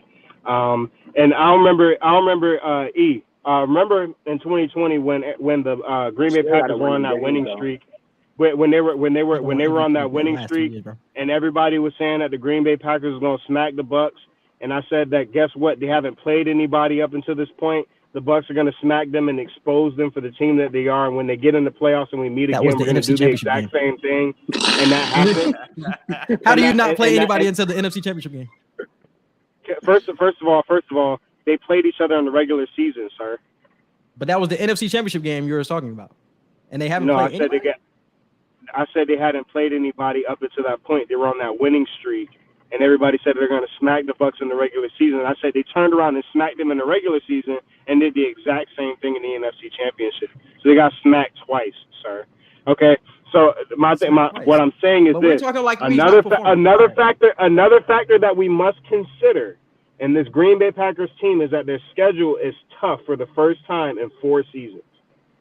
They have a tougher schedule for the first time in 4 seasons. He has a tough schedule and now coincidentally has nobody to throw to. Like, I can't fully. I'm saying that's another factor that we have to include when we're talking about their placement in the division. Oh, yeah. That's another factor that plays a part in it. True. Falling for the okie doke. But we falling for now we can go on to the AFC North. The Lions might be nice too. You don't know. The Lions gonna be solid. I like the little HBO, the Hard Knocks they been showing too. I fuck with that. I'm a big fan of that. Amon-Ra St. Brown. But who we got in the AFC North? AFC North. That's Pittsburgh and Baltimore. Pittsburgh, Ravens. You got the Bengals. Bengals winning that. Bengals. Black. Who's the 14th? It's Pittsburgh, Ravens, and the Browns. Oh. Nasty. They niggas got Jacoby Brissett as their number 1 right now. That's really disgusting. But they got Deshaun Watson waiting in the wings to be MVP, boy. Yeah, definitely the 2024 champs for sure. The MVP of love. That boy Black taking forever. I don't like betting on teams that come off a Super Bowl and lose, because then they always feel like that next year they have to come back and we gotta run it back. We gotta redeem ourselves, and you usually don't get those same results. I think that the Bengals will still have a good season. I still think that they'll make the playoffs. I don't want to do this. I'm gonna take the Ravens. There we go, Black. Yes, sir. They can't even keep their mascot healthy. They can't even keep their mascot healthy. Let's go. Their mascot is out for the season. Who else you picking? I agree with Black wholeheartedly, bro, that the Bengals are going to have a regression this year.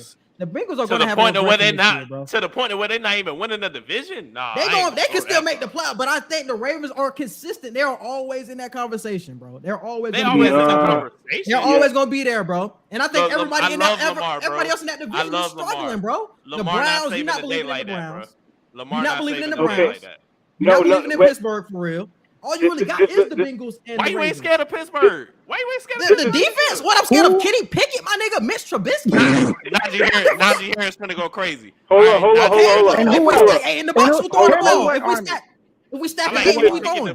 The flaw in y'all's argument, y'all's argument is that the rest of the AFC North have built their interiors to face the Ravens. Have we forgotten that? That Browns defense. Have we forgotten that the Browns literally drafted Jeremiah Owusu-Koramoah to go with Jadeveon Clowney and Myles Garrett to stop Lamar Jackson in that run game?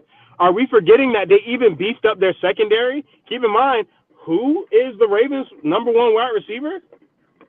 Just saying. Okay. They're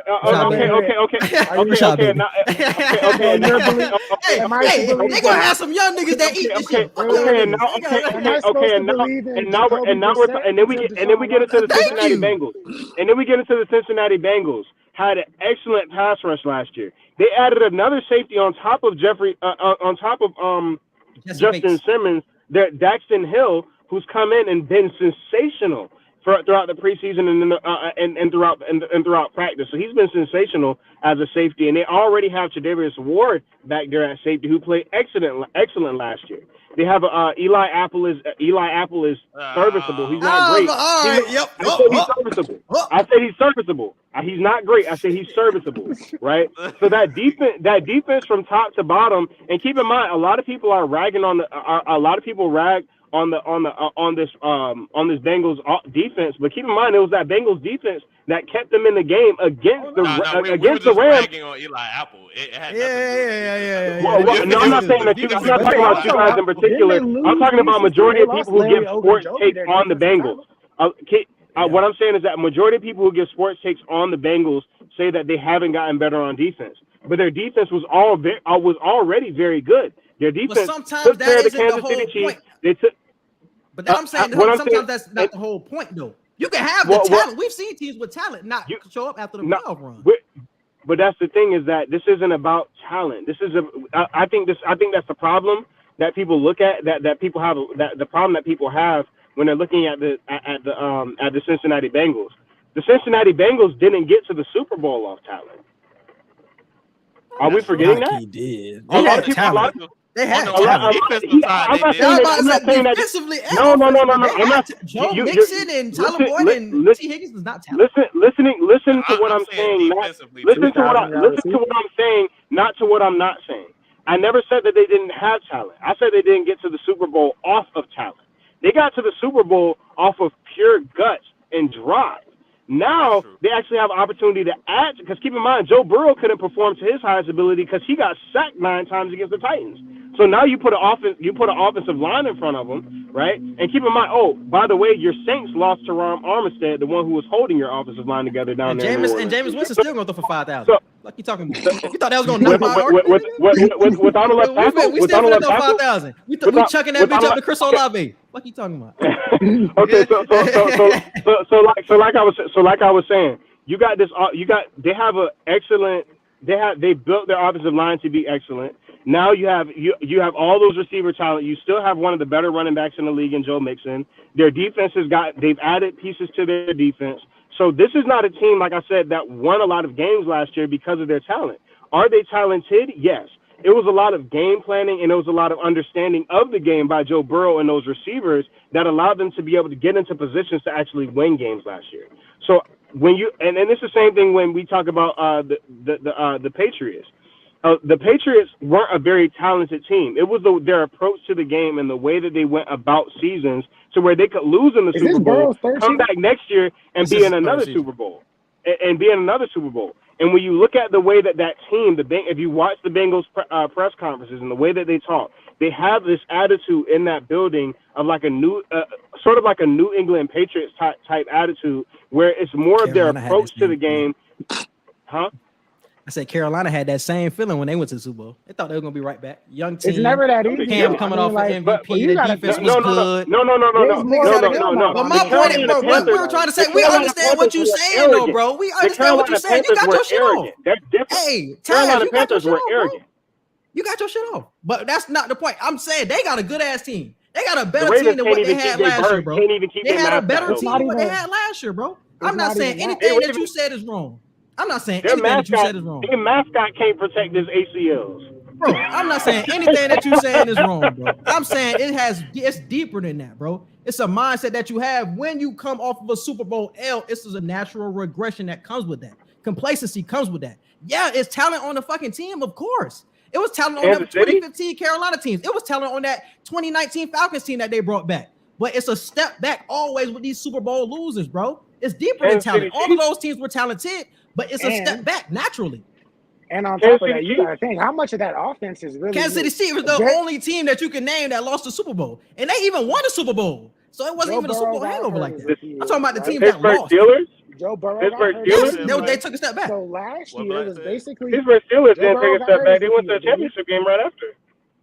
So he got hurt his rookie year, which means his second year he played the whole season, which means damn near he's a rookie. Nobody has any film on this nigga on an NFL field. He hasn't fucking played. Up until last year, where the first time Joe Burrow? that he plays against everybody, he kills. We okay. haven't seen him. Okay, so why are we making an argument for against Joe Burrow when I was making this argument earlier against other players and it wasn't relevant? Because Joe Burrow, he's saying he doesn't have enough tape. This isn't the same argument. Yeah. We don't have tape on Christian McCaffrey for the last 3 seasons, sir. I think it's a running back. What are we talking about? Not tape. And we see him in his Sir, whole season. but it's the same argument. It's the same argument. You're saying we don't have tape. We don't have tape on who they are either. You do not have as much film on Joe Burrow as a NFL player than you have way more film on Christian McCaffrey as an NFL player than you have on Joe Burrow as an NFL player. As a coach, it is much easier. Okay, and I couldn't grow a beard the last time Christian McCaffrey played a full season. That's fine, me either. But it is much easier to scheme for somebody.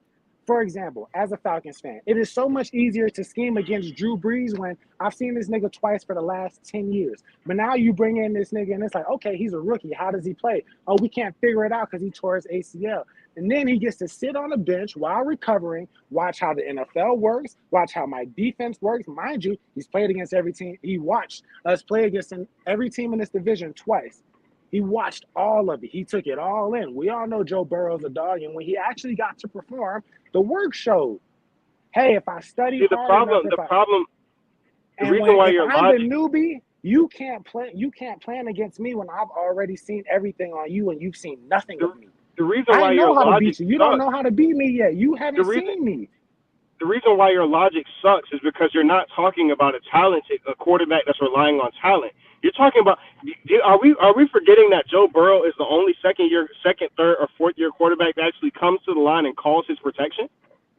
Are we forgetting that Joe Burrow is one of the few young quarterbacks? You're literally proving his point. No. I'm saying this is why I'm saying what he's saying is that we have no film on Joe Burrow, but film isn't the problem with Joe Burrow. Nobody's watching film on Tom Brady. Nobody's sitting there watching film. We're watching film. All right, Chaz. No. You getting out of here with shit, dog. The problem is that you guys are watching as spectators, and you're watching the game as spectators instead of actually seeing the game for what it is. Tom Brady, when you look at Tom Brady, as far as watching what Tom Brady does physically, that's not the problem. It's about affecting what Tom Brady sees on the field. But the problem is that there's not much that Tom Brady hasn't seen. Joe Burrow plays more with his mind than he plays with majority of his ability, which is Patrick Mahomes' problem. Patrick Mahomes just said this offseason that this is the first time he's actually been able to diagnose a defense, right? Where Joe Burrow comes to the line and he's actually breaking down, calling his protections, calling the coverages, and able to actually pick apart a defense. So when you're talking about a defense that's actually preparing for him, it's a lot more difficult to prepare for a guy like Joe Burrow than it is to prepare for a guy like Patrick Mahomes, because Patrick Mahomes is relying more on instinct than he is on actually breaking down the game cerebrally. But I think his point still stands with like the tape. All right, good, my nigga Keimani, what's good? My nigga, what's good with you, my good, boy? How you been brother? living? I've been living beautifully. I can't complain, but I wish I would have had a cup of cognac for this talk. I know what I'm saying. You see, he over here talking crazy, talking about they don't watch Tom Brady tape, man. What are you talking about? What does Tom Brady do physically that's special? What does Tom Brady do physically that's special besides his footwork and the pocket? I'm saying for a quarterback. What does Tom Brady do that's special? What do you mean? We're still gonna watch every tape time. He makes plays every time because he knows what he's looking at in front of him. That has nothing to do with what he does. That is physically. exactly why you bring quarterback. Okay, but still, as example, when like these, have any of you ever talked to an NFL player before? Justin Fields, your Trevor. Yes, I'm talking about. Yeah, multiple. I've gone to school with them. Okay. Now ask them who they're watching film on, Patrick Mahomes or Tom Brady, and they're gonna say Patrick Mahomes. If you're not watching film on Tom Brady, you're retarded. If you're in the NFL and not watching film on this man, if you're a quarterback, you'll watch film on Tom Brady. I'm not understanding your point of just. Actually, I'm trying to move on. Let's move on. So did we all pick our NFC North winners and AFC North winners? I got the Ravens. Yeah, you got the Ravens. Bengals. You got the Bengals. Taz. I got the Bengals. All right, Kimani, who you got for the AFC North? I want to say the Ravens, but the Bengals was looking pretty good this year. Got the Bengals, so we rocking with the Bengals. I got the Ravens, man. We rocking out. Now we got the go. All right, and now we moving on to the AFC. Sad when Lamar end the season hurt again. Hey, that's a black brother. You gotta stop this shit, bro. You gotta stop this shit. He's a brother. I support the brother. You can say that shit about Kenny Pickett, my nigga. But he ain't hurt. We don't give a fuck. But he ain't hurt. He ain't hurt. Bro, you want to say that about Joe Burrow. You should say that about He wasn't hurt last year, though? Bro. He wasn't hurt last year? Bro, we not wishing that on that brother, bro. I'm not with you on that, brother. But when you play, it's a fact of the game. When you play a certain way, you get hurt. It's a fact. And you're sticking with the quarterback who's coming off a torn ACL. So I mean, it's who's coming off a torn ACL? Who? Oh, I mean, granted, he did go to a Super Bowl, but we're not gonna act like Joe Burrow has. Okay, yeah. So don't say that he's coming off of the ACL when he's a year and a half removed from the ACL injury. That don't make sense. He still does not have a clean. He's 2 years removed from the injury, so he's not coming off of the ACL. All right, now we move. Go ahead. Y'all good, bro. Y'all good. Now we moving on to the AFC East, bro. So we got the Patriots, we got the Jets, we got who else we got in this goddamn division? Dolphins. We got the Dolphins. Got the Dolphins and the motherfucking Bills. So who we got winning this division? Bills, Dolphins, Patriots. Kimani, who you got? Man, look, I'm gonna go with the dark horse. Because I seen, I kind of that little pre-seen a little bit on the Dolphins. So I'm gonna go with them. I'm gonna go with the dark horse. Nobody gonna expect them to do anything, but they got some good pickups. What, that boy Tua finna get loose this year? I feel like he can do it. Like, he got Tyreek, a person that's gonna do what he gotta do to get that first down. Forget a first down. He's gonna do what he gotta do to get a touchdown. Yes, you got Jalen Williams on the other side. So right, you got Waddle and shit. They finna right. get shit. And they brought in my man from Arizona. What's my man from Arizona? Cedric Wilson. Chase Edmonds. Cedric Wilson can move too. Cedric Wilson is a good pick. Yep. Right. And then let's take a look at Elijah Mitchell. They still have Gesicki? They still got Gesicki. Yep. Elijah Mitchell. Elijah Mitchell out of the backfield. Hey, Edgar. And that nigga Josh Allen shaking his boots coming to Miami. I don't know how you feeling about this nigga. How you feeling about the Bills, They ain't got no defense. They ain't got no defense like that. I'm gonna get Who don't got a defense like that? Hold on. Who don't got a defense like that? Miami has two good corners, but that's about it. So they didn't have a top defense last year? No. They did have a top defense last year. They had a top 10 defense last year. They had a top 10 defense last year? Under Brian Flores? Yes, they did. Under Brian Flores. Their offense was just ass, but they had a defense. How the hell you think they came back the way they did?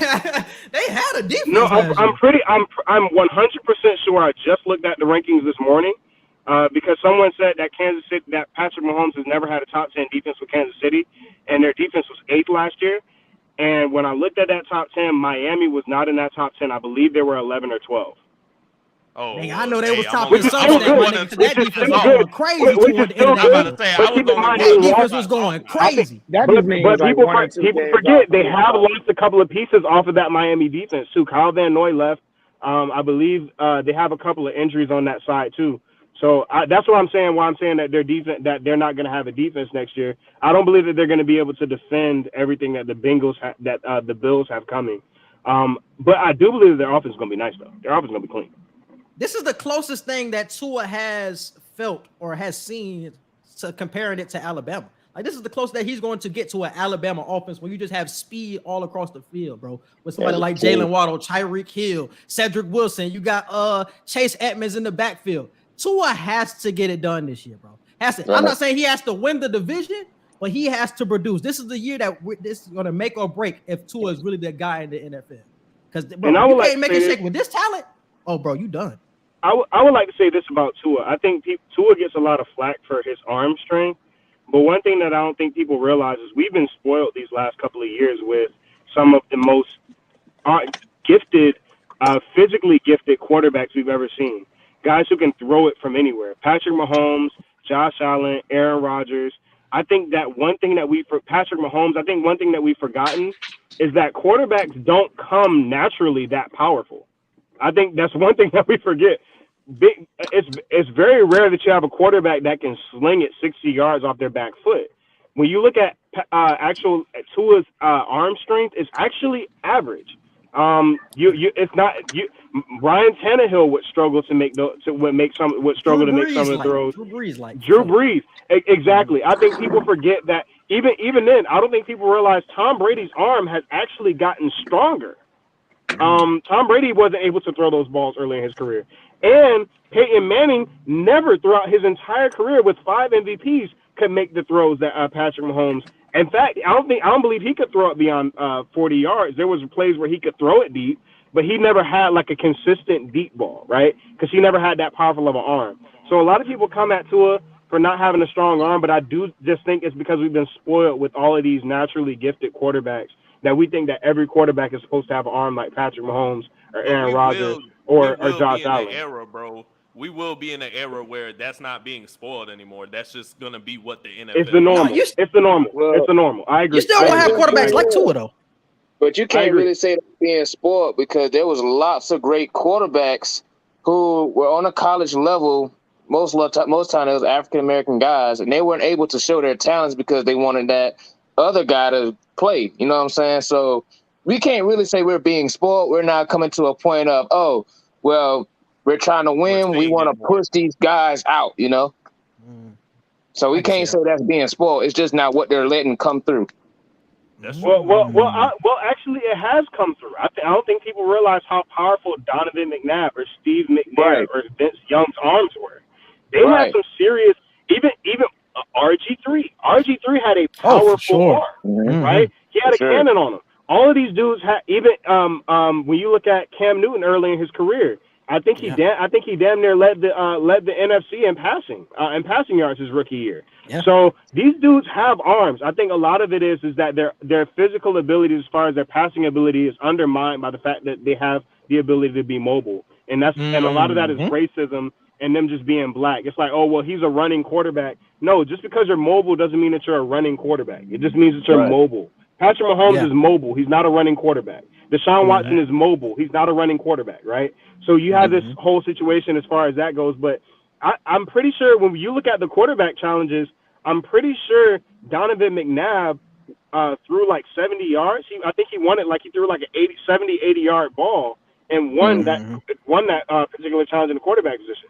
So it's not something new for black quarterbacks. It's just that we haven't had the opportunity to really do that. But one thing I do think benefits Tua is when the playoffs come, how far you can throw the ball no longer matters. Why? Because it gets cold. And a lot of times throughout when you're looking at the playoffs, teams are going up north. So the further you go up north, the more you need to put the ball on the ground and the more those short balls come into play, which is why the Patriots withstood time management and clock management. And that's why Tua, even though Tua hasn't had the most powerful arm, he has a winning record. I think he's like 10-6 for his career. I think he has less losses than that as far as starts. As far as starts go, but that's why he wins football games. When it gets to the playoffs, the way Tua plays is more important than the way a lot of other quarterbacks play as far as their physical gifts. Yeah. All right, Black, who you got winning this division? I like Miami, man.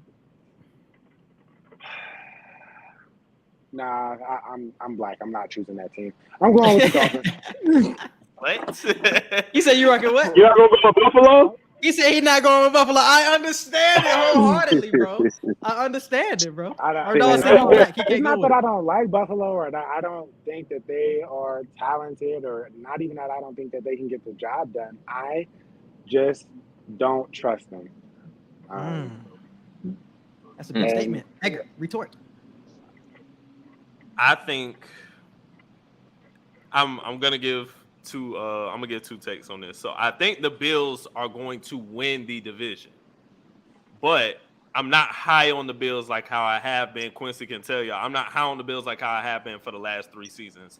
Since the back end of the 2019 season, I've been telling everybody the Bills are coming, and the Bills are here. The Bills have been here for at least the last season and a half. But they cannot get over that hump, which is the Kansas City Chiefs or whoever they may see when the brightest lights come on in the AFC Championship game or the game to get to the AFC Championship. I had the Bills going to the Super Bowl last year. They let me down. Josh Allen, I had Josh Allen for MVP. He let me down when it mattered the most. So I think the Bills are going to win the division because they're going to be the best team in that division. But I think when it comes to deep playoff run, Super Bowl run, the Bills are going to have to prove to me that they can be that team this year. I'm not going to have them as my favorite in the AFC. I'm not even going to have them as a top 2 favorite. But with Miami, this is my wild prediction for Miami. I don't even think this is wild considering who Tua has. But Tua will be top 4, top 5 in passing yards this year. He will have at least 5,000 yards. Tua will have at least 5,000 yards. He has to be. I would like to say this. I don't like the fact that you guys are giving Justin Herbert a courtesy that we aren't giving to Josh Allen. Josh Allen, as far as Justin Herbert, we're talking about Justin Herbert taking a major leap from last year to this year, where Josh Allen has actually made those leaps. He did, right? And keep in mind, last year, one thing that we're neglecting is that Josh Allen has gone to the playoffs twice. The first time he failed badly. This year he goes back to the playoffs and he pitches 2 perfect games, back to back. He pitches 2 perfect games. If it wasn't for a coin toss, the Bills win the Super Bowl. This year. They win the Super Bowl this year. Because keep in mind, Tre'Davious White is back. If they get to the Super Bowl, he's back. Yeah. That's what I said, bro. They just got to prove it to me. It's not that I just don't. Honestly, I'm picking the Bills to win this division. That's my only thing is that Josh Allen has actually done the things that we're wanting Justin Herbert to do, but Justin Herbert hasn't come close to it in 2 years. Yes. Josh Allen is in that level where it's like, okay, you jump through all these other hurdles, but if you want to be mentioned with Patrick Mahomes and the rest of these boys, you got to take that next leap. I'm looking. You're the leader of the team. I know the loss wasn't on you. I know the AFC championship loss wasn't on you. You're willing to take that burden. Brady lose, Patrick Mahomes, Aaron Rodgers, they could throw damn near perfect game. We're gonna look at them like, hey, it wasn't your fault. It wasn't enough. It wasn't enough. There has to be that extra oomph. When it comes to the elite of the elite, and no matter what league you're looking in, we looking at you to somehow will this team to the extra hump. It don't matter how many games Brady throws a perfect game. If his team is down in the last 30 seconds, we're looking at him. We don't give a damn what else you did the rest of this game. These last 30 seconds matter the most. You can go 35 for 35, have 280, 300 yards, but this last drive, this is where you separate yourself from everybody else. And that's why I'm expecting. That's why Jameis Winston is a tier 5 quarterback. And that's why Jameis Winston is going to win the Super Bowl. All right, let me get my take on this. All right, now let's get to the real. I got the Bills winning the division, but I don't know about anything else. So I agree fully that the Bills are winning this division. I honestly got the Bills going to the Super Bowl because I don't even think that it's fully on Josh Allen, because I think Josh Allen is in that supreme tier with the Mahomes, with the Aaron Rodgers, with the Tom Brady. He's up there now. I know what I'm going to get from Josh Allen. Going into last season, I really didn't feel this confidence like I feel now. But I think it's really going to be the running game that separates the Bills this year. And I think James Cook is going to be a big part of that. Having a running back like that who's so versatile like that, who can run and who can catch it out of the backfield, that was something that we just didn't see with the Bills last year. It was either Stephon Diggs, it was Gabe Davis. It was one of those playmakers making plays. We never seen anything out of Devin Singletary or Zach Moss last year. I think James Cook is going to be somebody who really separates himself and makes this Bills offense really elite. And then bringing in somebody like Von Miller obviously is going to upgrade your defense. You still got Tremont Edmonds. You got Tre'Davious White, who is going to come back some point this season. I think the Bills are going to the Super Bowl. Don't forget about Kyer Elam. He's going to be an amazing corner. He's going to be an amazing corner for him. The Bills are going to the Super Bowl. So Edgar, you can dish off the Bills bandwagon. I'll take your seat. I'm rocking with the Bills this season, bro. Don't forget about Micah Hyde at that safety spot too. That they have the best safety duo in the league back there, man. Because I'm telling you, they could be wrong. I really like the Bills. And it's not that I don't still like the Bills. I'm just not as high on them as I was before. And like Quincy said, it's more difficult because there's better teams now. Josh Allen is in that upper echelon, but is he really? He's tier 1, but he's like, you know how sometimes you got two people that tier are tier 1B.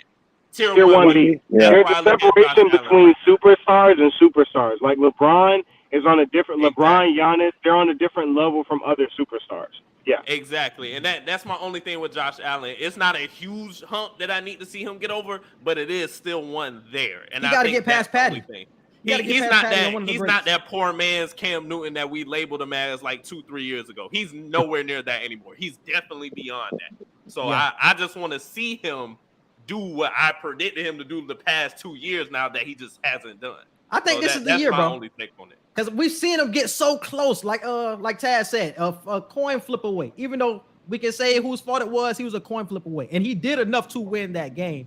Nah, he pitched the perfect game in that game. It was a great game. It was a great game. But I think this is the year that he gets over the hump and he gets to the Super Bowl. All right, now we're moving over to, and also something else I want to say about this division. I think the Patriots will be last in this division. I don't know how surprised y'all will be by that. I think the Patriots will be last. I got the Jets third in this division. What the hell do you see? They don't even have a quarterback, brother.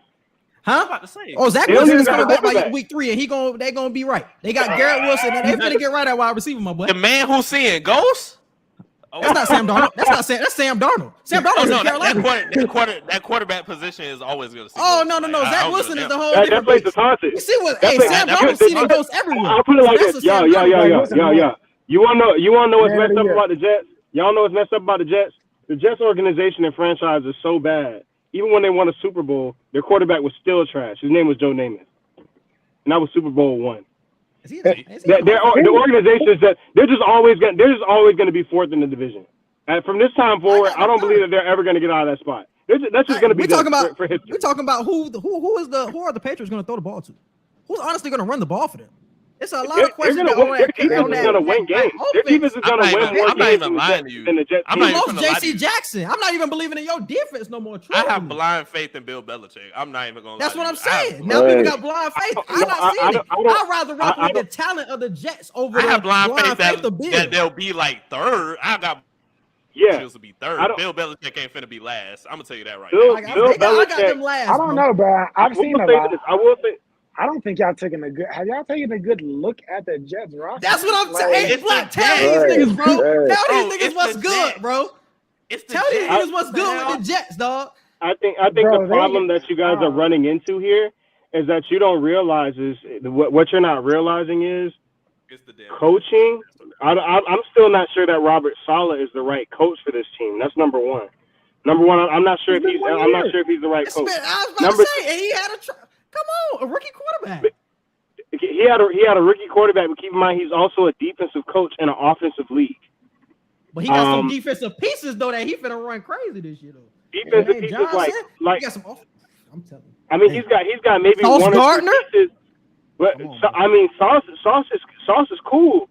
But I mean, you have to look. You have to take into account. Johnson? You have to take it. I think one thing that people forget is that you're looking at the roster. You're not looking at difficulty of schedule, and you're not looking at front office. I think the problem that people look at is that when you look at teams that actually win games and go to the playoffs, there's a certain level of order and structure that exists within the entire team. You cannot win a Super Bowl without everything being right from top to bottom, and the Jets never have that. Yeah, they're not going to get third place in the division because they can't get third place in the division. Right. They can't get nothing right. They don't even have a quarterback right now. They don't even have a quarterback. He's coming back by week 3. Nigga missing 2 weeks. They have to lose those 2 games. I'm not arguing this. I'm not arguing. Like I said. I believe Bill Belichick is over. I believe Bill Belichick is overrated too. But what's not overrated is the pieces that he does have up in that front seven. That front seven is going to be very nice Christian Barmore is going into season number 2. They still have Dante Hightower. They still have Devin McCourtney in the backfield. They'll be really like that anyway. I don't think Mac Jones is really like that. I don't think Mac Jones is really like that. But their running back room is. The running back room is legit. So I think considering the fact that their running back room is legit, and considering the fact that Mac Jones can also throw it 10 to 11 yards, they'll be fine. They'll be good enough. They'll be good enough to be third in the division. I do not respect that nigga, dog. Nothing but digs. That nigga threw I've never respected that nigga in my life, bro. I swear to God, I'm not. All right, in the last division, I've never respected that nigga in my life. And then the last division, we got the NFC East, bro. We got the NFC East. We got obviously the Cowboys, Eagles, Giants. And who we got? Who else we got in this division? The 4th team. I said Eagles. Why are you acting like the Commanders? Yes, the Commanders. I was about to say, who is that? Who is the Commanders? I want to say this. I believe that the Eagles will win this division, but I would like to give a little bit more respect to New York, and that's because I'm looking at New York. I'm looking at not at necessarily because the first thing that you think is Daniel Jones, I'm not talking about Daniel Jones. I'm talking about everything Hey, surrounding. I'm 2 seconds away from clicking remove. Like make it fun. Hey, you can't do that to the man. I'm saying is the Giants remove Daniel Jones from your scope, and is the Giants roster not legit? Like the Giants roster is legit. Look at they had a top 5 defense. They had top 5 defense just 2 years ago. Last year, the only reason why they still had a top 15 defense last year. The only reason why they didn't have a top 10 defense last year because their offense couldn't get them in position. But even still, quarterback play matters, and they don't have that. Doesn't matter. And they lost their best corner. This is where their coach Saquon Barkley's career is dying, and I hate to see it. This is where their coach comes into play. They brought in Brian Daboll. I'm not saying that I believe that they're going to be a 3rd seed. I believe that they'll be a 3rd seed. But I don't like giving them as much disrespect because they brought in Brian Daboll. We saw what Brian Daboll did with Josh Allen, who had the same exact issues that Daniel Jones had prior to Brian Daboll's arrival. And it wasn't until Brian Daboll arrived in that Bills offense that the Bills offense became what it is. And then on top of that, you look at the weapons that Daniel Jones has currently with the Giants. It's a lot better than what Josh Allen had his first year with the Bills before getting Stephon Diggs. So when you take out, so what is your point? Like he's not getting anything done. I'm not saying he's going to get anything done. But we got to talk about talent too, bro. Right. So Josh Allen is not on the same level as Daniel Jones. Josh Allen is clearly... I'm not saying that. I'm saying that they with a defense like that and with weapons available, they should be able to at least win enough games to win a second to at least get the 3rd seed. I don't even know if Dak Prescott is going to be able to make it through the season, considering the fact that he has no protection. Zach Martin isn't doing well. Zach Martin has been declining over the last couple of years because of age. We all know this. Lyle Collins left, and then on top of that, they just lost their best lineman in Tyron Smith. So when you consider that he has no offensive line in front of him, how is Tony Pollard going to pay? And then on top of that, he doesn't have a number one. He has CeeDee Lamb, but that's about it. Ezekiel Elliott isn't reliable. Tony Pollard even though Tony Pollard is better than Ezekiel Elliott, he's inconsistent. So, and then on top of that, people are talking up Trevon Diggs. Trevon Diggs no corner got beat more than Trevon Diggs last year. Yeah, that man's a garbage. So can we say this? A true shutdown corner does not get targeted. A true shutdown corner does not get targets. So if we take all that into account, it is possible for that team to slip. Yeah. Can we say this? The Eagles are winning this division, and everybody else, we really don't give a fuck. Can we all agree on the Eagles so we can move? I will say the only thing that I'm keeping an eye on is Chase Young because I want to see what happens with him. He's going to be the one that either proves or disproves everybody that comes out of Ohio State's a bust thing. Only problem with Chase Young is he doesn't have the same guys on that line that he had when he had that great season before he got hurt. So because I believe they let Sweat go. They let Sweat walk, and they let another player on that defense that made that front four so dangerous go.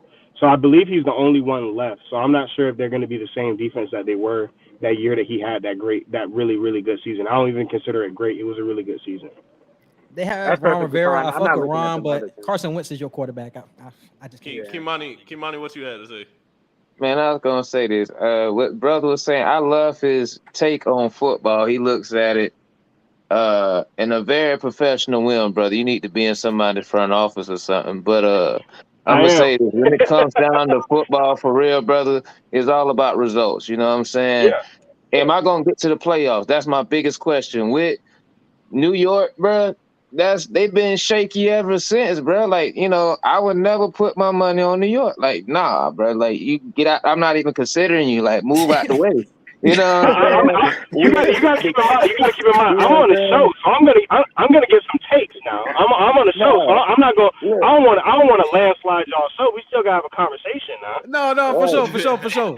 But in this division, though, bro, it's really the Eagles to lose at this point. The Eagles are supremely more talented than anybody else. I got the Eagles winning the division. Cowboys gonna be second because they're the Cowboys. But it honestly depends on Jalen Hurts, though, because like we said, you can have the talent if the quarterback position ain't right, bro. Like, no, that shit can kill. That shit can kill your team. But that is a question about the Eagles. We don't know if the question about. They got everything else on lock. They got Jalen Hurts. What you talking about? Right. He's a question. He's a question mark. He's a question mark. He's a question mark. He's not a bigger question mark than goddamn Daniel Jones. They added all of the pieces around him, but we still don't know if he can throw the football yet. Is Daniel Jones really a question mark at this point? Like he's a definite. Oh well, no. I was just saying. Daniel Jones isn't a question mark. He's we know what he is. Right. Like, he's a butt. But can Brian Daboll make him serviceable? Can Daboll make him a good game manager? Can Daboll manager? make him Mitch Trubisky, basically? The man tripped Can he make him a game national manager? football on national television on a national stage at Sunday Night Football. He tripped with like 10 yards left to go to the end zone. That's all I needed to see. They have to use that more. They have to use his running ability high key more. Quincy actually made a really good point. He made a really good point in bringing up Mitch Trubisky, because a lot of people forget Mitch Trubisky. They were going to the NFC Championship game if Parkey hadn't missed a 35-yard field goal. So are we forgetting that defense is still capable if a defense is good enough? And keep in mind, the Giants' defense has been top 15 for the last 3 years. The only reason their defense wasn't top 15 last year because you can say that this is stupid, but we were both saying the same thing about Tampa. Jameis's final year in Tampa, we're saying that we had a top 10 defense if Jameis didn't turn over the ball so much, right? And we lost a lot of pieces, and I think we forgetting that the Giants lost a lot of pieces on defense. And we're saying this, and they lost a piece. They lost Jabril Peppers. They lost James Bradbury. They lost Jabril. Where did Jabril go? Jabril went to the Patriots. Oh, never mind, they did. That's what I'm telling you. Like I went to the Patriots, bro. I didn't know Jabril was gone. I didn't know Jabril was gone like that yet. My bad. Yeah, Jabril. So it's like the defense ain't the same, bro. Dead. Call that dead. I was just like, damn, maybe he just see something I don't see. He see the potential. I was seeing something you didn't see. It's just that what I was seeing wasn't right. All right, man. So that is it for the division winners. So can we slide and get the AFC East one more time? Or what division are we on? NFC East. Who everybody got in the NFC East? Everybody on Eagles? Yeah. All right, cool. Everybody on Eagles. Now we will move on to the award predictions. Let's move on to the NFL MVP. Let's start off with the big one. Edgar, start it off.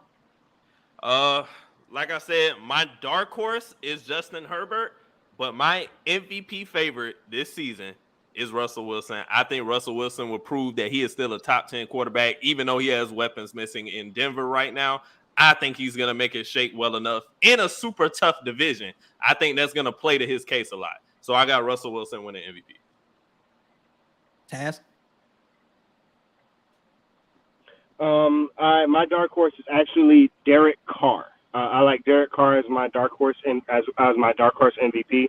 He has too many weapons. He's been too consistent, too solid throughout his career. Now you give him a stable situation, a good offensive minded coach. And all these weapons, you have to have him as a dark horse MVP candidate. Now, my MVP, controversial as it may be, I have Tom Brady. I agree. I have Tom Brady, and the reason why is because a lot of people are talking about his offensive line, and I believe that will make his case. I believe last year that broke his case. The fact that he had as much help around him as he did last year, I believe that with him losing his center, with him losing his guards, I think that it's not going to affect Tom Brady. He gets rid of the ball too quick. He makes all of his offensive lines look great because of how quick he gets rid of the ball. It's not going to be a factor. But I do believe Tom Brady will throw for 5,000 yards. I do believe he'll have somewhere about 40 to 45 touchdowns, and I believe that'll win him the MVP. All right. I fully agree, bro. And they are honestly going to force feed it to him because this is last year. They're going to force feed him the even. Oh, he's gonna have. Exactly. They're going to force feed it to him. He's gonna have like 800 attempts. Exactly. Black. I think my MVP. I really do believe in this guy. Fuck no. I believe in Josh Allen. I believe that if there was ever a time to show, like, hey, I need to be able to get over the hump, this is the year to do it. It's put up or shut up time for me. Can you do it? Are you the guy? Mm-hmm. Because if you're not the guy, if you're just the guy, if you're Patty's little brother, cool, bro. That it is what it is. But if you're not, Come out and fucking prove it. Come out and Yep. show us that, hey, it really was just a coin flip that lost it. Not, I just can't. Show us that you're him.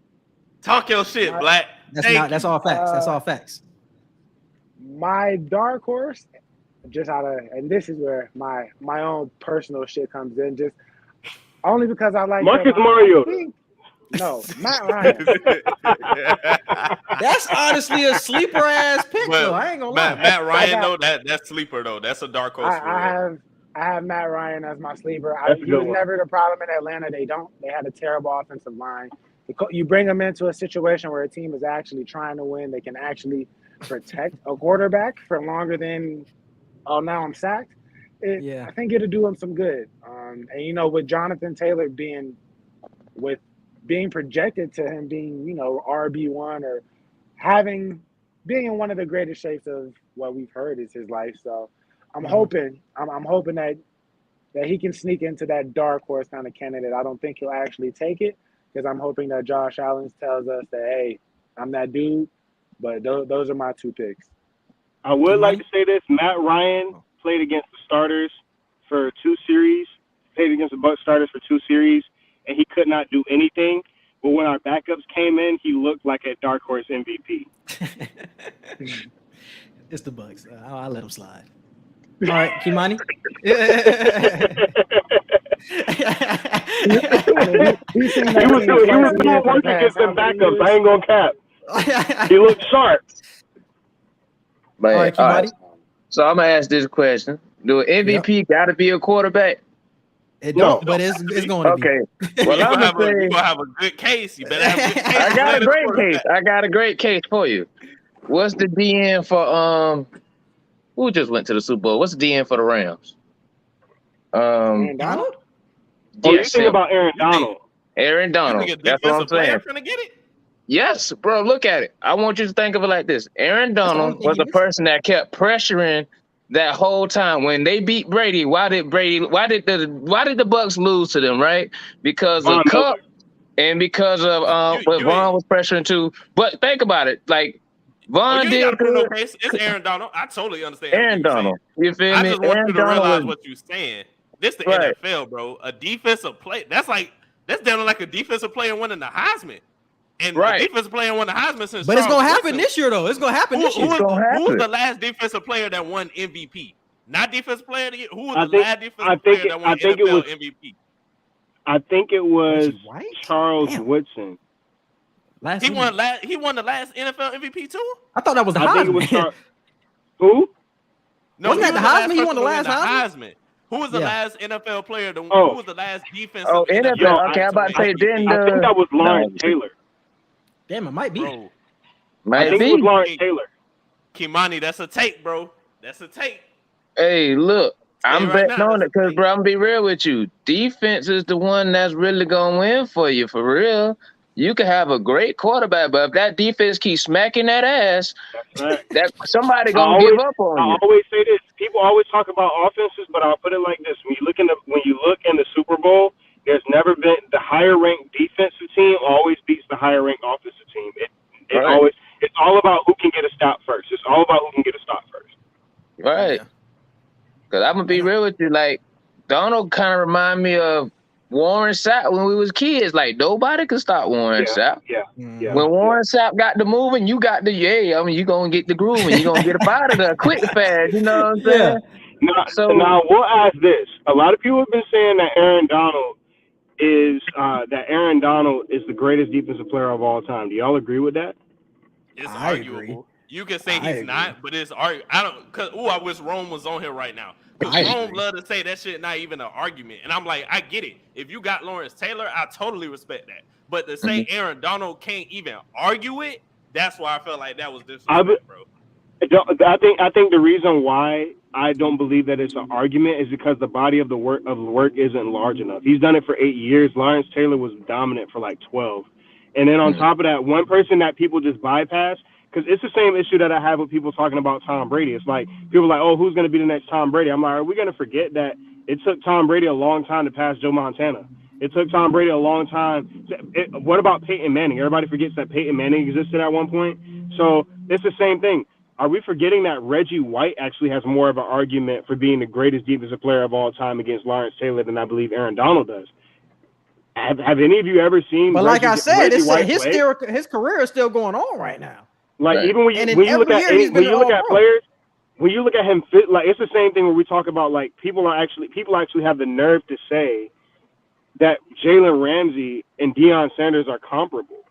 No, they're not. It's not close.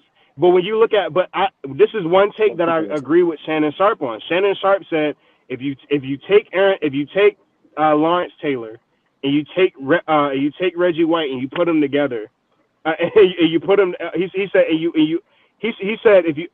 you get Aaron Donald and you take you take Aaron Donald and you take T.J. Watt and you put them together, you may get Lawrence Taylor, and that's facts. Because a lot of people forget Lawrence Taylor was not just one of the best coverage linebackers back then. He was one of the best coverage linebackers of all time. Lawrence Taylor could take away your best wide receiver. Not let alone go and get you 3 or 4 sacks. He could go and get you 3 or 4 sacks and 2 or 3 interceptions. Like he was that kind of guy. And Reggie, and do I really need to say anything about the Minister of Defense? I mean, that was 1999. I don't know what the fuck. Hey, dog, I don't know what them niggas did. Reggie White was so nice. He retired for 2 years, came back, and still gave him 18. Because if you asking me, I'll tell you Julius Peppers, because that's just the nigga I've seen for real. Bro, I'll tell you a nigga like Aaron Donald. Like that's the niggas I've seen.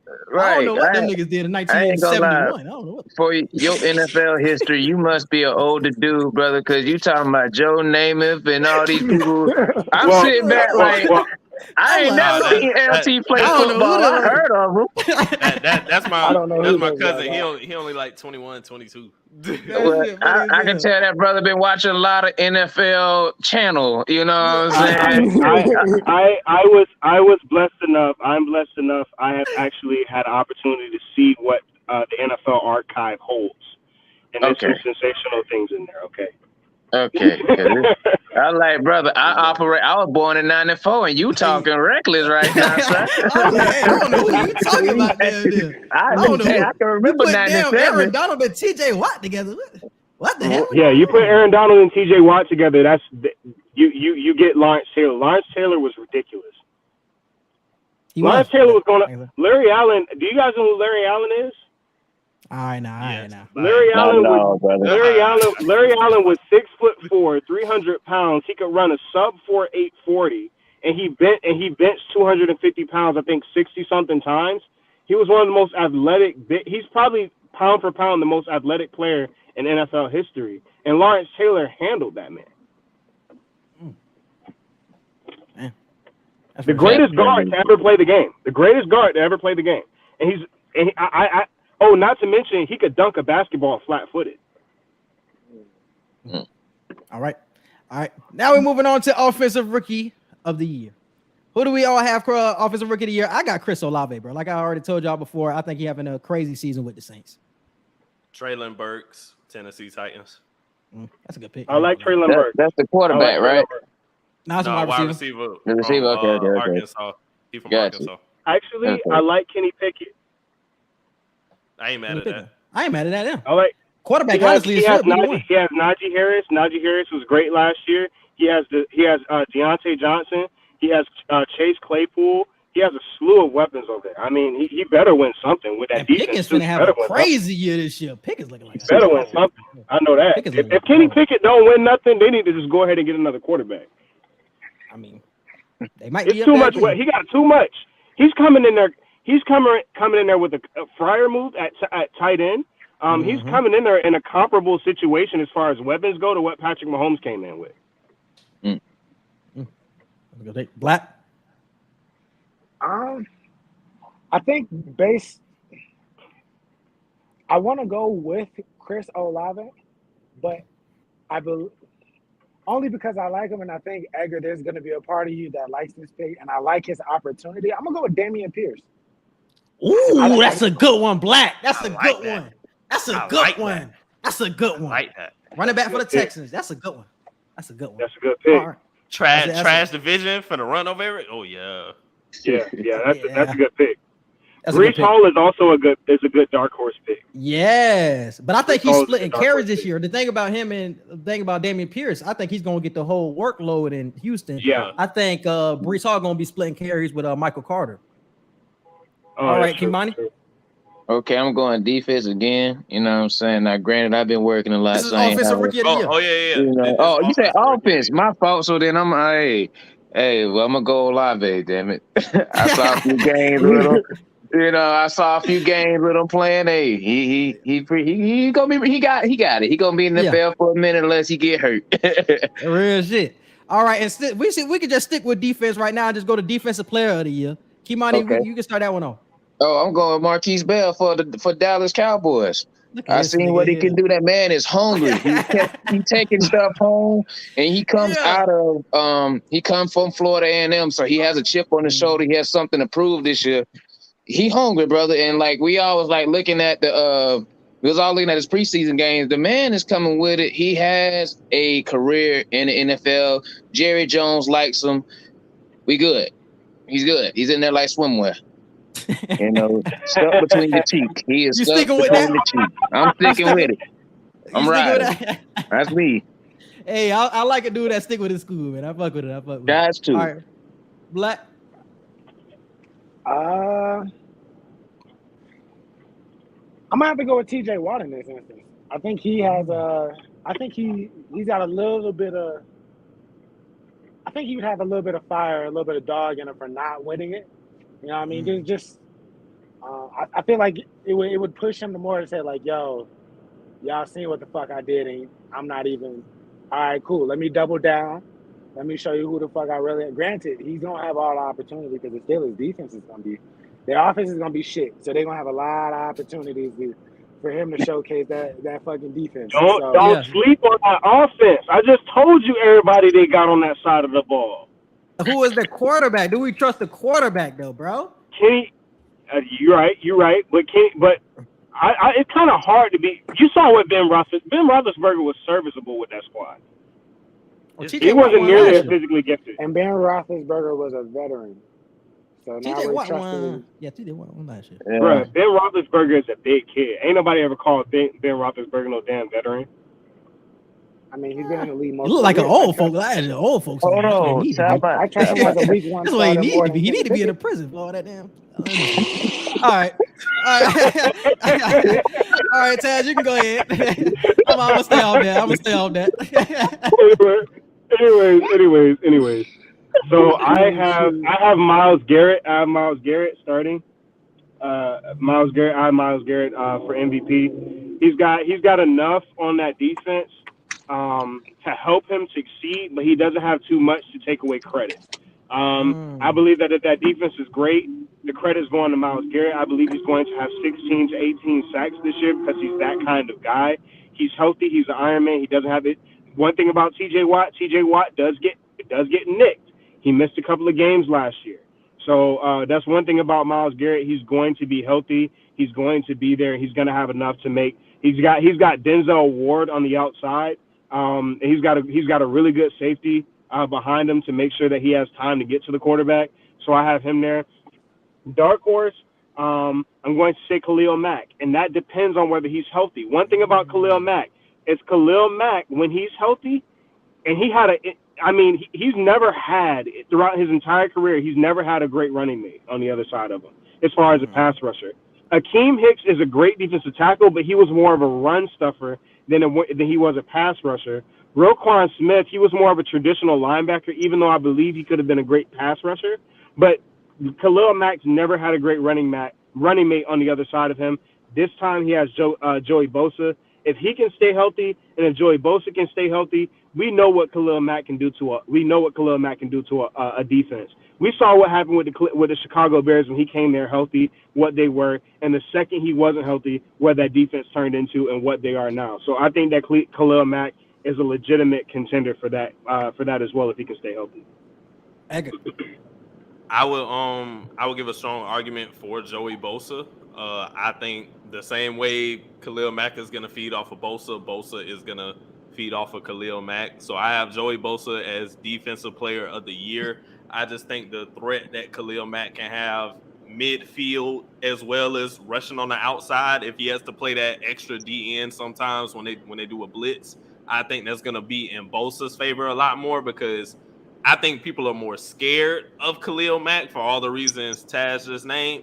And then you're so afraid of what Khalil Mack could possibly do, you're forgetting what Joey Bosa is going to do immediately as soon as that ball snaps. So I think Joey, they might take away votes from each other, but I got Joey Bosa. He just has Khalil Mack.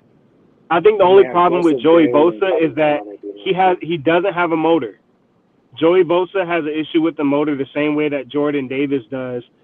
Jordan Davis, Georgia, the Georgia defensive tackle. He's not an every down back. He's not an every down lineman. He tends to get that. That's what we saw happen against the Kansas City Chiefs. He wasn't on the field in the fourth quarter because he was tired. He was only able to play like one down per drive. So he was doing it all by himself. But that's not an excuse for not having a motor. A play is still a play. He wasn't getting double. So one thing, if Joey Bosa can build his motor and actually be at every down, like even I don't give him an excuse for that, because Vita Vea is 12 times as heavy and 3 times as large, and he's an every down defensive tackle, right? So I'm gonna need Joey Bosa to get his motor right, and if he gets his motor right, there's nothing that man can't do. He's a monster. And speaking of motors, my defensive player of the year, I'm riding out with Micah Parsons. I think his game is just going to elevate with this season, and they're going to use him more in more spots this year. Last year, we seen him at more DN. I think they have him at linebacker. I think we see him at more spots this year. We might see him in coverage. We might see him on the end more, and I think his stats are going to look crazy by the end of the season. Even though the Dallas's offense might really weigh them down, especially with the question marks over there, I think the defense could still be up there once again in the NFL, and I think Michael Parsons is going to be a big reason for that. So I'm rocking with him for my defensive player of the year. He's going to need time to get to the quarterback. He is, but he's going to get there. That nigga get there quick as hell anyway. And like I said, with him moving around anyway, he's going to have the tackles anyway. He's going to have the tackles whatever position. Talented. He's going to get tackled. And I mean, just think about this. He had what, 8 sacks last year, and he had never played a edge rushing position in his life. That's what I'm saying. Like he was doing that. He was doing that with no training. Raw. Like the kid's special. He's special. For sure. Have a hell of a career, and I think it's just gonna start off with the defensive player of the year next year. Offensive player of the year. I'm gonna just start this one off. I got Justin Jefferson, bro. I think he's gonna get that Randy Moss treatment. He's gonna be in Kirk Cousins' ear this whole year. He's gonna be screaming in that nigga ear if he don't get the ball. I think Adam Thielen gonna be hurt. They traded for Rager. They ain't gonna throw that bitch to Rager. They throwing that bitch to Justin Jefferson every goddamn. I think he's going to get 2,000 yards. He's going to break the Calvin Johnson record for a single season. He's going to go crazy this season, bro. I truly believe that's it. I don't even think it's that bold, my nigga, because we already see he's had the most bold, yards in the first y'all was just seasons. talking because the way E, I hope you don't agree with the way he was talking cash trash about my dog Kirk Cousins. Because Kirk, no, this is the thing. Kirk not going. Them niggas ain't going to win no games. Hell no, they ain't going to win games. But Kirk gonna put up a motherfucking stats for sure. I'm about to say Captain Kirk has to be responsible for some of them. Oh, he had the most receiving yards in the first 2 seasons. If Justin Jefferson is winning Offensive Player of the Year because he has 2,000 yards receiving, then you have to say that Kirk Cousins has to be somewhere in the MVP vote as well, because he has to put up those. Keep in mind. Hey, was Matt Stafford in the MVP discussion when Calvin Johnson broke the record? You got to think. You have to think about checks and balances. You have to think about checks and balances, because this is today's league, not back then. 9 and 7 and he get back then you only needed one right receiver for a receiver to get stats like that. Now you need 2. So in order for Justin Jefferson to be able to put up those numbers without getting doubled, that means that Kirk Cousins has to be getting the ball to getting the ball to either Jalen Reagor or to Adam Thielen. That means that Kirk Cousins is walking away with at least 4,500 yards passing. And we have to consider how many touchdowns is he throwing in the situation. How many touchdowns is Justin Jefferson catching in this situation? So those make Kirk Cousins' stats look pretty gaudy. Kirk Cousins' stats going to be Kirk Cousins' stats. He going to be mid as ever. They could be 9 and 7 and my nigga still get Offensive Player of the Year. He's still going to get 2,000 yards. This is why I said it's going to be Randy Moss treatment. it's gonna be some times this season where we're gonna see Justin Jefferson yelling at Kirk for not getting him the motherfucking ball. That's what type of treatment. It's gonna be some Randy Moss TO type shit because he want to get the yards and shit. Because the game ain't gonna be there. They're not winning games, bro. They're gonna be 9-7, 9-8, whatever. Regular Viking shit. I mean, let's be honest. Jamar Chase. I got Jamar Chase winning Offensive Player of the Year. That's my pick. All right. I got Jamar Chase as well. You give Joe Burrow time. Not only do you get, I think people forget, you give Joe Burrow time, and you give Joe Mixon, their running back, offensive line to run behind, and he still has Tyler Boyd in another year. He has T. Higgins in another year. That he's gonna have more headway to be able to do whatever he wants to do with whoever he wants to do it with. Black. I am going to go with Justin Herbert. Derrick Henry, dark horse. My bad. Derrick Henry, dark horse. Justin Herbert. That's a good pick. Justin Herbert. Justin Herbert. I think between Keenan Allen, between Mike Williams, between Austin Eckler, and this goes with, like I said earlier, with expecting the Chargers to take another step forward. That's the next step for Justin. You're already, people have already seen that you are a star. Some argue that you're a superstar. Hey, you have the weapons to go do it. Your defense is on paper a top 10 defense. What's stopping you from going and do it? You got the receivers, you got the weapons. Go out and get it. So I'm taking Justin Herbert. All right. And Kimani, you said you're rocking with Jamar? I was, and then the young man that you like to call Black, he brought up a great point with Justin Herbert. Look at where he came from. This man came out as a rookie and showed him, I'm a grown-ass man, but he showed him what I can do. I'm not scared of you. I'm going to toss this ball. I'm going to run. I'm going to slide. I'm going to do what I got to do each and every time. You know what I'm saying? And let's be honest, this man proved to America what he can do coming out of Oregon. You know what I'm saying? And granted, the Oregon offensive play style is way different from what team this man with? I'm sorry, I'm having brain fart. Chargers, yeah. Chargers. You know what I'm saying? I get the Chargers and the Ram messed up, but still, the play style is way different. The man adapted. He's really a person that studies the game. So I'm going with Mr. Herbert. I do like Derrick Henry. I do believe Derrick Henry will go for 2,000 yards again. And he will. Henry will. It's just, is he going to stay healthy this year? That's the question. He was going to break this. I don't think people realize. People were talking about how Jonathan Taylor was far and away the best running back last year, when they don't realize that Derrick Henry was beating every other running back by 400 yards by midway through the season. Derrick Henry had 1,000 yards in 8 games, people. 8 games. He would have shattered the single season rushing record by the time the season was over had he stayed healthy. And he came back last year, and even running on 30%, he still looked pretty good in that playoff game after not playing for so long. Now he's going to be completely healthy coming back into the season. I think he's going to be able to do it again. And a lot of people say that he's a physical back because he's big. Derrick Henry does not take hits. He gets out of bounds. He gets out of bounds and he keeps guys away from his legs. That's why he's able to stay healthy. I mean, shoot, if you that big, you got to play the game smart. Shoot. Because niggas going to go for you. I don't think people, and that's another thing, I don't think people realize how big Derrick Henry is. Right. Derrick Henry is listed at 6'3". Derrick Henry is not 6'3". That man's 6'5". I'm going to say that again. He's light. I thought he was 6'5", 6'6".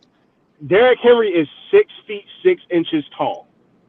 If you've ever seen him in person, he is 6 feet 6 inches tall. I don't care what. I've seen 6'3". My dad is 6'1". I've seen 6'3". He ain't that. Mm-hmm. And running 4.5. That shit nuts, bro. That shit nuts, bro. I know y'all wasn't in. That shit nuts. That's how you know that nigga from Florida for real, my nigga. That's y'all boy. That boy from Hewlett. I'm being real with y'all boys. That's some Florida shit. I don't know if y'all ever seen this man in high school and understand where he came from. If you ever go on the highway on 75 to Jacksonville, right? The last exit before you go into the state of Georgia, you get off and you get into Hewlett, Florida, where he from. Country. And you see this man, you like, how? Corn fed. That's what I'm saying. That boy corn fed. Yeah. cow tipping and all that. Like, Yeah, them niggas eating bison and shit for breakfast. Them niggas some weirdos out there, bro. That shit a different breed out there in that country than you live. That boy said bison and wearing right. Do you want your cornbread? Yeah, my nigga. That's what every meal, my nigga. Them niggas eating dessert and this cornbread. Them Man. That man did not just quote life on this man, boy.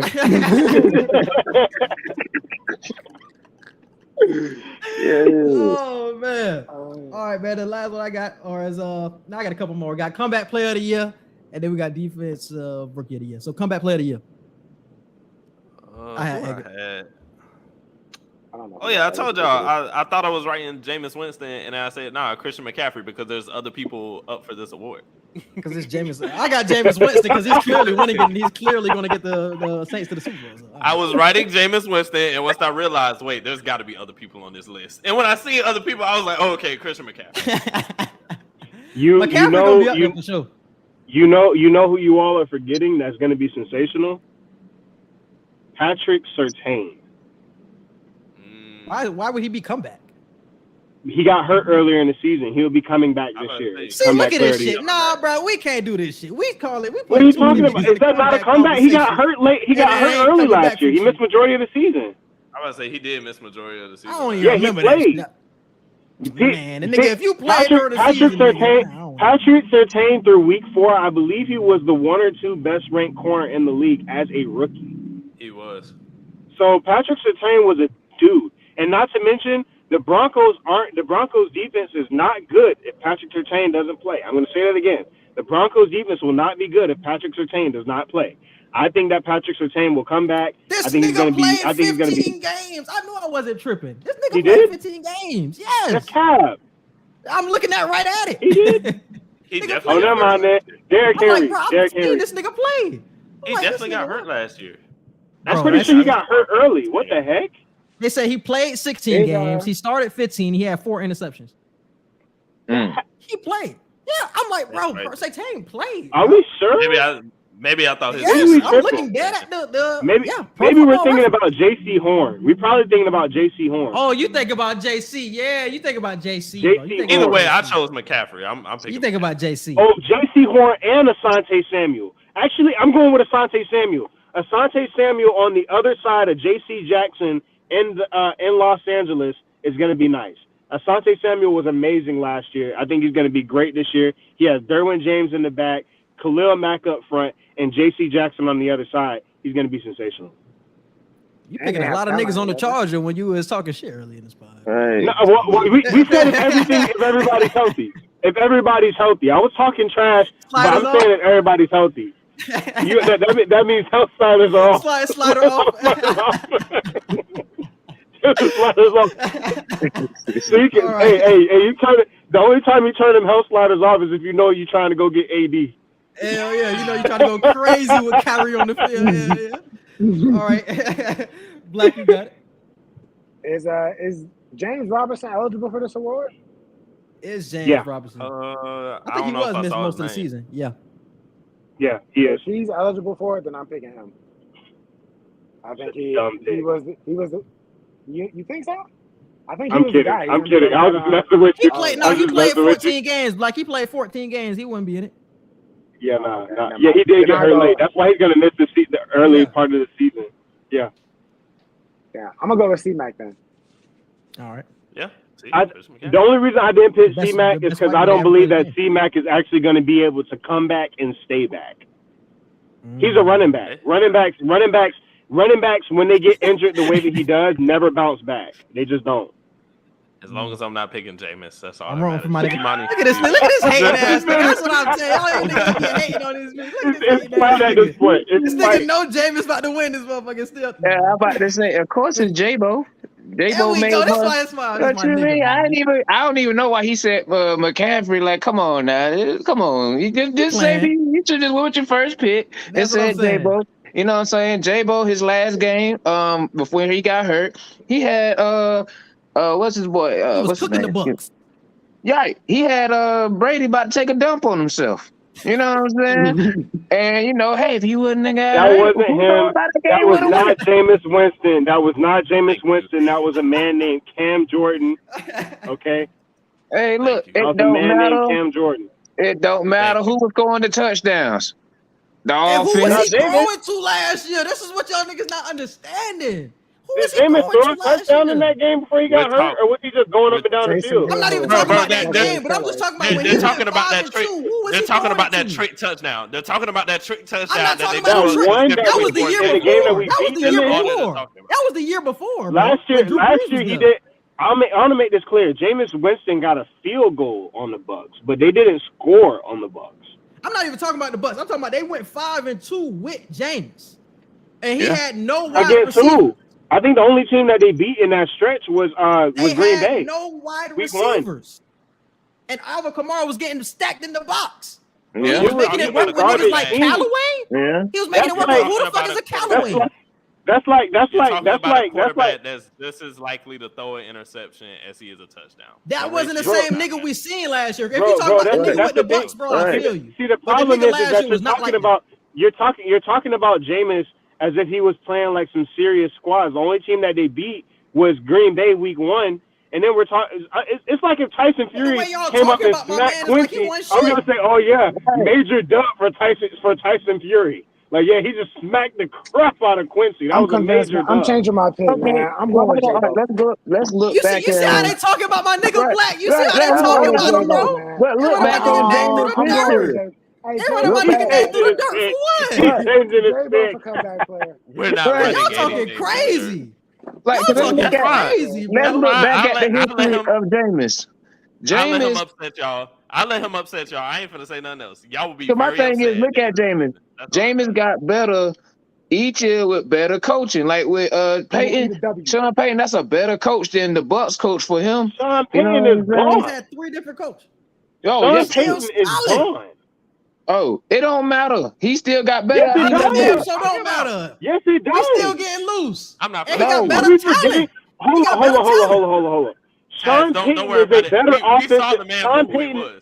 I've seen Sean the man. Payton is a better offensive mind scheme wise than Andy Reid is. Are we forgetting No, this? facts. No. I don't know about that one. I Like- don't know if I agree with you. Hold on. Hold on, Sean now. Payton. Sean Yeah, I don't know Payton. if I agree Sean with you on Payton. that one. I don't know. Hold on. Are we forgetting how many top 10 ranked offenses has Andy Reid coached? Hey, look, you got to think. I He's- came from the he's T.O. only- era with the he's only- Eagles, so he's I only- ain't, Yeah, you that's ain't what putting I'm. the point He yet forget now. about the. He forget He's about only the T.O. coached Eagles, 5. bro. He's Right. only coached 5. He's only coached 5, and 4 of those were with the Kansas City Chiefs. Guess how many Sean Payton has?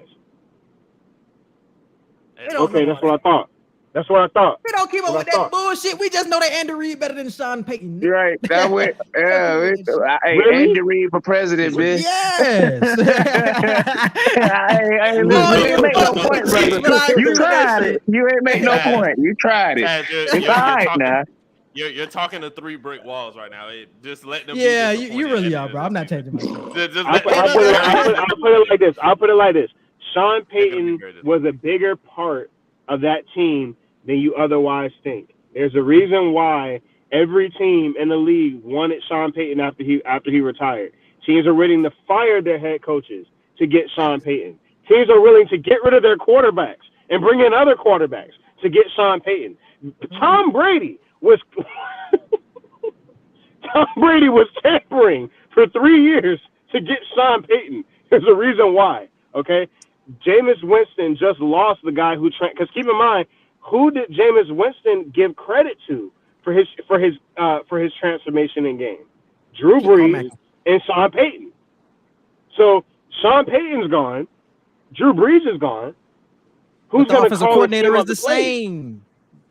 The offensive coordinator didn't. The offensive coordinator didn't call plays. You're talking to a brick wall, Now, bro. You're now talking that to you brick learned walls. what They're you going on learned, faith, now bro. it is time to apply it. And it You know is what? going- Now I'm they're gonna give a going real on hot faith. take. Now I'm gonna give a real hot take.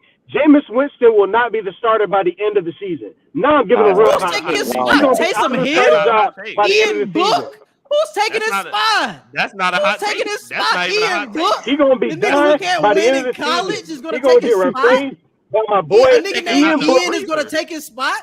That They take is gonna out the say- freezer. they gonna A That's nigga not whose a name hot is take. Anybody but Taysom and went to Jameis by the end of the BYU is year. gonna take his They're gonna spot. say anybody but Jameis by the end of the year. Anybody but All right, bro. Yeah. That's not a hot take. That take is out the freezer. They're gonna say, hey, Carolina, you still want Baker? Yep. Nah, y'all niggas talking. Carolina, you still want Sam Darnold? Well, that's fine. I'll let him upset y'all like he San Francisco, upset me. you still want Jimmy G? You still want Jimmy this G? the thing with y'all. Y'all niggas is so sour over the Bucks days that you niggas can't see the real what's going on with James. He has some of the most talented. What do you mean the real what's going on with James? James? Is sour, bro. Y'all niggas sour like some sour How pussy that's still hating on Jameis a year later. How are we sour? Hey, Black, these niggas some sour pussy. Hey. Actually, I'll tell you this much. He had one of the best offensive arsenals for at least 4 to 5 years in a row and did nothing with it. Here's what I'll say. Here's what I'll say about Jameis. This is why I'm against Jameis. Because even though he threw a lot of interceptions, so did Peyton Manning. And Peyton Manning, they also threw a lot of touchdowns. But the difference is that because of the only difference stat-wise between Jameis Winston and Peyton Manning in those first couple of years is the fact that Jameis Winston had a lot of losses and Peyton Manning had a lot of wins. And the big part of that is because of the fact that Jameis Winston doesn't have the football IQ. And that means at the end of games, he isn't capable of closing. How many times did we see at the end of a game, J-Boo had a chance to win the game for Tampa and threw a bad interception because he's not in Tampa, though. He's not. That's what I'm saying. These niggas keep bringing up fucking Tampa examples, Black. Because he had no idea what was going on the field. This nigga's new eyes Jameis. He couldn't even see in Tampa. He couldn't even see. The nigga was squinting the whole goddamn 5 seasons. The nigga finally got some Did Jameis Winston not get paid in Tampa? Let my nigga Black get his take on. Jameis Winston got paid in Tampa. He could have got surgery. Who filled in for Jameis when he went down last year? What, in the Saints? A nigga named Taysom Hill. Ass. And when Taysom that ass person finna take over for him at the second half of the season. That Are we seriously gonna say Jameis Winston is better than Taysom Hill? I mean, Taysom Hill isn't even a quarterback, bro. Nigga, did you not watch last year? You're saying I literally just said Taysom Hill isn't even a quarterback. So you're like, well, what happened to the Saints after Jameis Winston went out? Well, he didn't have a quarterback. You didn't let me finish. So if a non-quarterback led this team to a above 500 record, you don't think that Jameis, that actually is a quarterback with wide receivers, with help, you don't think that he could lead Jameis this team Winston to a better had record Mike Evans, Chris Hill? Godwin, Deshaun Jackson, Adam Humphrey, O.J. Howard, Cameron Brate, and he still couldn't get a winning record. And you talking about the playoffs? I'm about to walk out this motherfucker and say, you niggas getting me stirred up in this bitch. Put any top 10, put any no, top don't talk. quarterback in that He's making situation. it because he's making it seem like this man. He's making it seem like this man didn't have weapons in Tampa. He had the best weapons in Tampa, and he had a great offensive line in Tampa, and still couldn't do I didn't say nothing. anything about him in Tampa. I ain't saying you keep last bringing year. up Tampa. That was his career. You keep saying we keep bringing up Tampa. That was his career. What the hell? This nigga's a new quarterback and has a coach that can fucking mold him. All right, okay, I'll be real with you. If I'm paying a defensive coach can't mold no quarterback. Always hold him to what he did. Nigga got an offensive coordinator, the same one from last year. Are we gonna keep offensive coordinator had nothing to do with that offense? All right. So every season he has, we're gonna revert back to what he did in Tampa. Until he has a successful season somewhere else. Until he has a successful season, yes. He's had one season, not even a full season. Right. And we're supposed to go off of what we feel. We're supposed to go off of what we feel, and but you see him with no wide receivers helping with no eyes. The nigga got moves. Let's be real. He could have got. You blaming this on his eyes, but he could have had. He got. Hey, I'm not confused. I agree with you that he should have got new eyes before. He should have got new eyes before. If I'm not confused, I'm pretty sure. You take some crab legs. Somebody gave it to you too. Now it was free. My nigga thought they was free. For real, he thought they were free. You give me some crab legs because I'm the superstar. I'm gonna take the crab legs. Well, thank you, ma'am. All right, I ain't got to just keep going. All right. Stealing crab legs, but not paying for eye surgery. Okay. Says the person that didn't go to school in Tallahassee. Like I said, like I said, my thing is this: y'all not looking at this from a logical standpoint. The thing is that Jameis Winston got paid year 3 or year 4 by Tampa. He had plenty of money to get them eyes done. In fact, he made every excuse in the book for him throwing interceptions, and not one of them was, nigga, I'm blind. We debating about a nigga having eye surgery. So the most hilarious shit ever. You can pay me all you want. I ain't getting my eyes fixed. I'm going to get a car. Nobody was talking about when he was blind, when he was winning Heisman trophies in college. Nobody said nothing about him being blind. His eyes got worse when he got to the NFL, Taz. Time out. It didn't get worse because his eyes was bad at Florida State. Because if you watch him, he will always fail the football. The weather in Tampa was fucking with his eyes. I'm telling you, it's that humidity. Damn. Wait, hold on. Are we talking about humidity and he lives in New Orleans? He plays in the dome. He plays in the dome. Humidity is different, boy. He plays in the dome. That's a swamp. That's a swamp. He plays in the dome. In the season, whatever Palace Superdome. He plays in the dome. Man, if he was, fellas. If he was having eye issues in Tampa, that joker blind in New Orleans. If it's some humidity. Let's move on, man. That was some funny shit, man. I've never argued about a nigga having eye surgery. That shit is funny as fuck. All right, when Antonio Brown go get his ankle fixed? Man, when is Antonio Brown gonna get off that shit? We ain't gonna talk about Antonio Brown. He had a mental breakdown. Leave him alone. Let him go on and rap. Let him rap. Leave him alone. Put that shit on. Hey, all I'm saying is that Antonio Brown is pulling now. Exactly what Jameis Winston pulled. My ankle jacked up, but ain't never get on surgery. This man, Jameis gonna talk about something. Yeah, I was real good, but I was blind the whole time. I swear to God, I feel my nigga. Hey, boy, a nigga that actually wear glasses, I feel him. Because you really don't want to get that surgery and get new glasses because you're like, damn, I don't want to see like that weird nigga that got the glasses, got the surgery. Right. It's a certain perception that come with that. You feel me? You don't really want nobody. I was in high school. I couldn't see shit. And I was not wearing glasses on the basketball court because I didn't want to come off as that. You feel me? But I had to because I was getting so blind. Bro, he made millions of dollars. Nobody saw this man walking around with an eye patch after he got his eye surgery, bro. Nobody saw this man walking around with an eye patch after he got his surgery. I ain't gonna let nobody touch my eye. That's just me. Don't touch my eye. That's a big step. That's a big step. I think people who got eyes, that people who do this, that's disgusting. Put a little eye thing. Nah, I'm good. I can't even put contacts in. All right, let's move on to the Defensive Rookie of the Year. That's the last award, man. Who we got? That's the last one. Defensive Rookie of the Year. Huh? I got Aiden Hutchinson. All right, that's a bet. Taz? Ooh, that's a stupid pick. I had Kayvon Thibodeau, but knowing that he's going to miss the first couple of weeks, I had to move off that pick. I actually have Kyer Elam winning defensive rookie of the year. It's very hard for corners to do that because corners, if you're very good, you don't rack up stats. But in my book, in my heart, if he plays well, he's my defensive rookie of the year because corners don't get enough love because if you don't get targeted. AJ Terrell should have been defensive rookie of the year last year. He was one of the best corners. Period. He was arguably one of the best corners in the league. Period. Talk that shit. And still didn't get defensive rookie of the year. So I got Kyer Elam. I got you, bro. You say the same shit about Patrick Surtain too. That nigga was up there, and they was giving that nigga no love. It was honestly Parsons. No love whatsoever. I mean, you in Colorado, you a mile high up. Don't nobody care about nothing. I mean, you got Russell Wilson. Let's ride. That's the only reason why they care about. That's the only reason they care about, dude. Let's ride, Broncos. hey, Broncos country. Let's ride. Let's ride. All right, Black. What we rolling with? Oh man, it's Damn.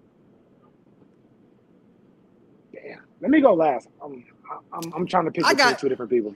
Cool. I got Devin Lloyd from Jacksonville. I think he's gonna rack up a lot of stacks in Jacksonville. I think the defense is gonna be much improved. Josh Allen, you got the number one pick. I think the defense is gonna be most improved. I think they ended up picking up somebody too at linebacker the Jaguars. Fuck.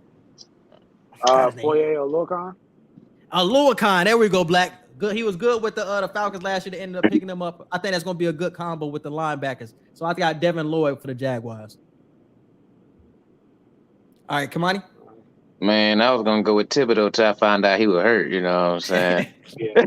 Real niggas be fucking up your predictions, huh? Right, I was like, oh, he hurt. Oh, well, I don't know. That's all I had cooking in the pot, y'all. That's the chitlins for the day. Devontae Wyatt is another good pick though. Jordan Davis with Atlanta is also another very good pick if he can get his motor up. You would Philly, right? Oh shoot! The linebacker.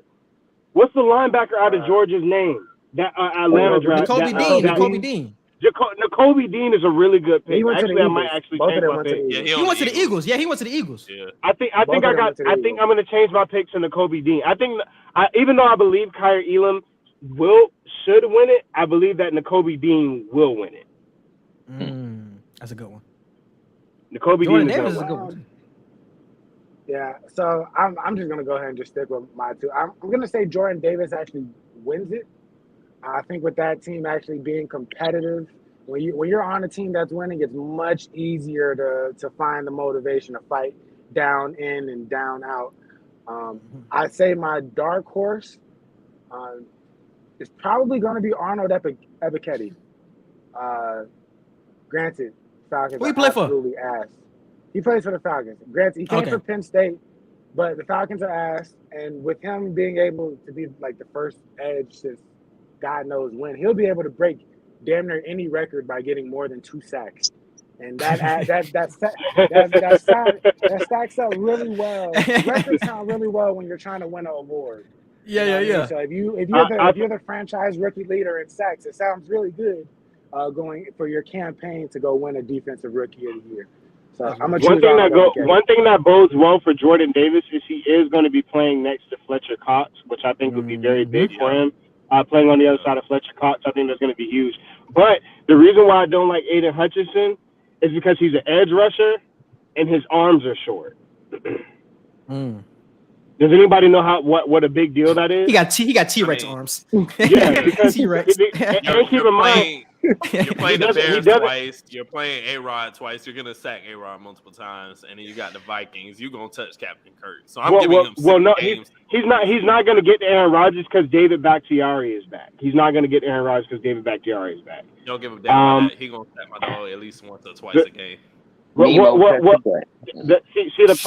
problem with Aiden Hutchinson is, number one, he's slow. He's not very fast off the line.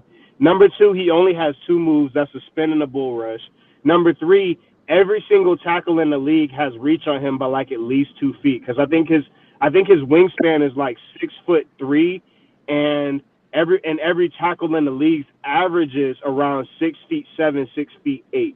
So he has no reach on anybody. So he's not going to be able to bend. He can't bull rush the same way that he did in college. And not to mention, for him to be a number 1 pick, he didn't dominate as a pass rusher the same way like a guy like Will Anderson, who was a freshman last year in Alabama, did. I forget. Because he had David Ojabo on the other side.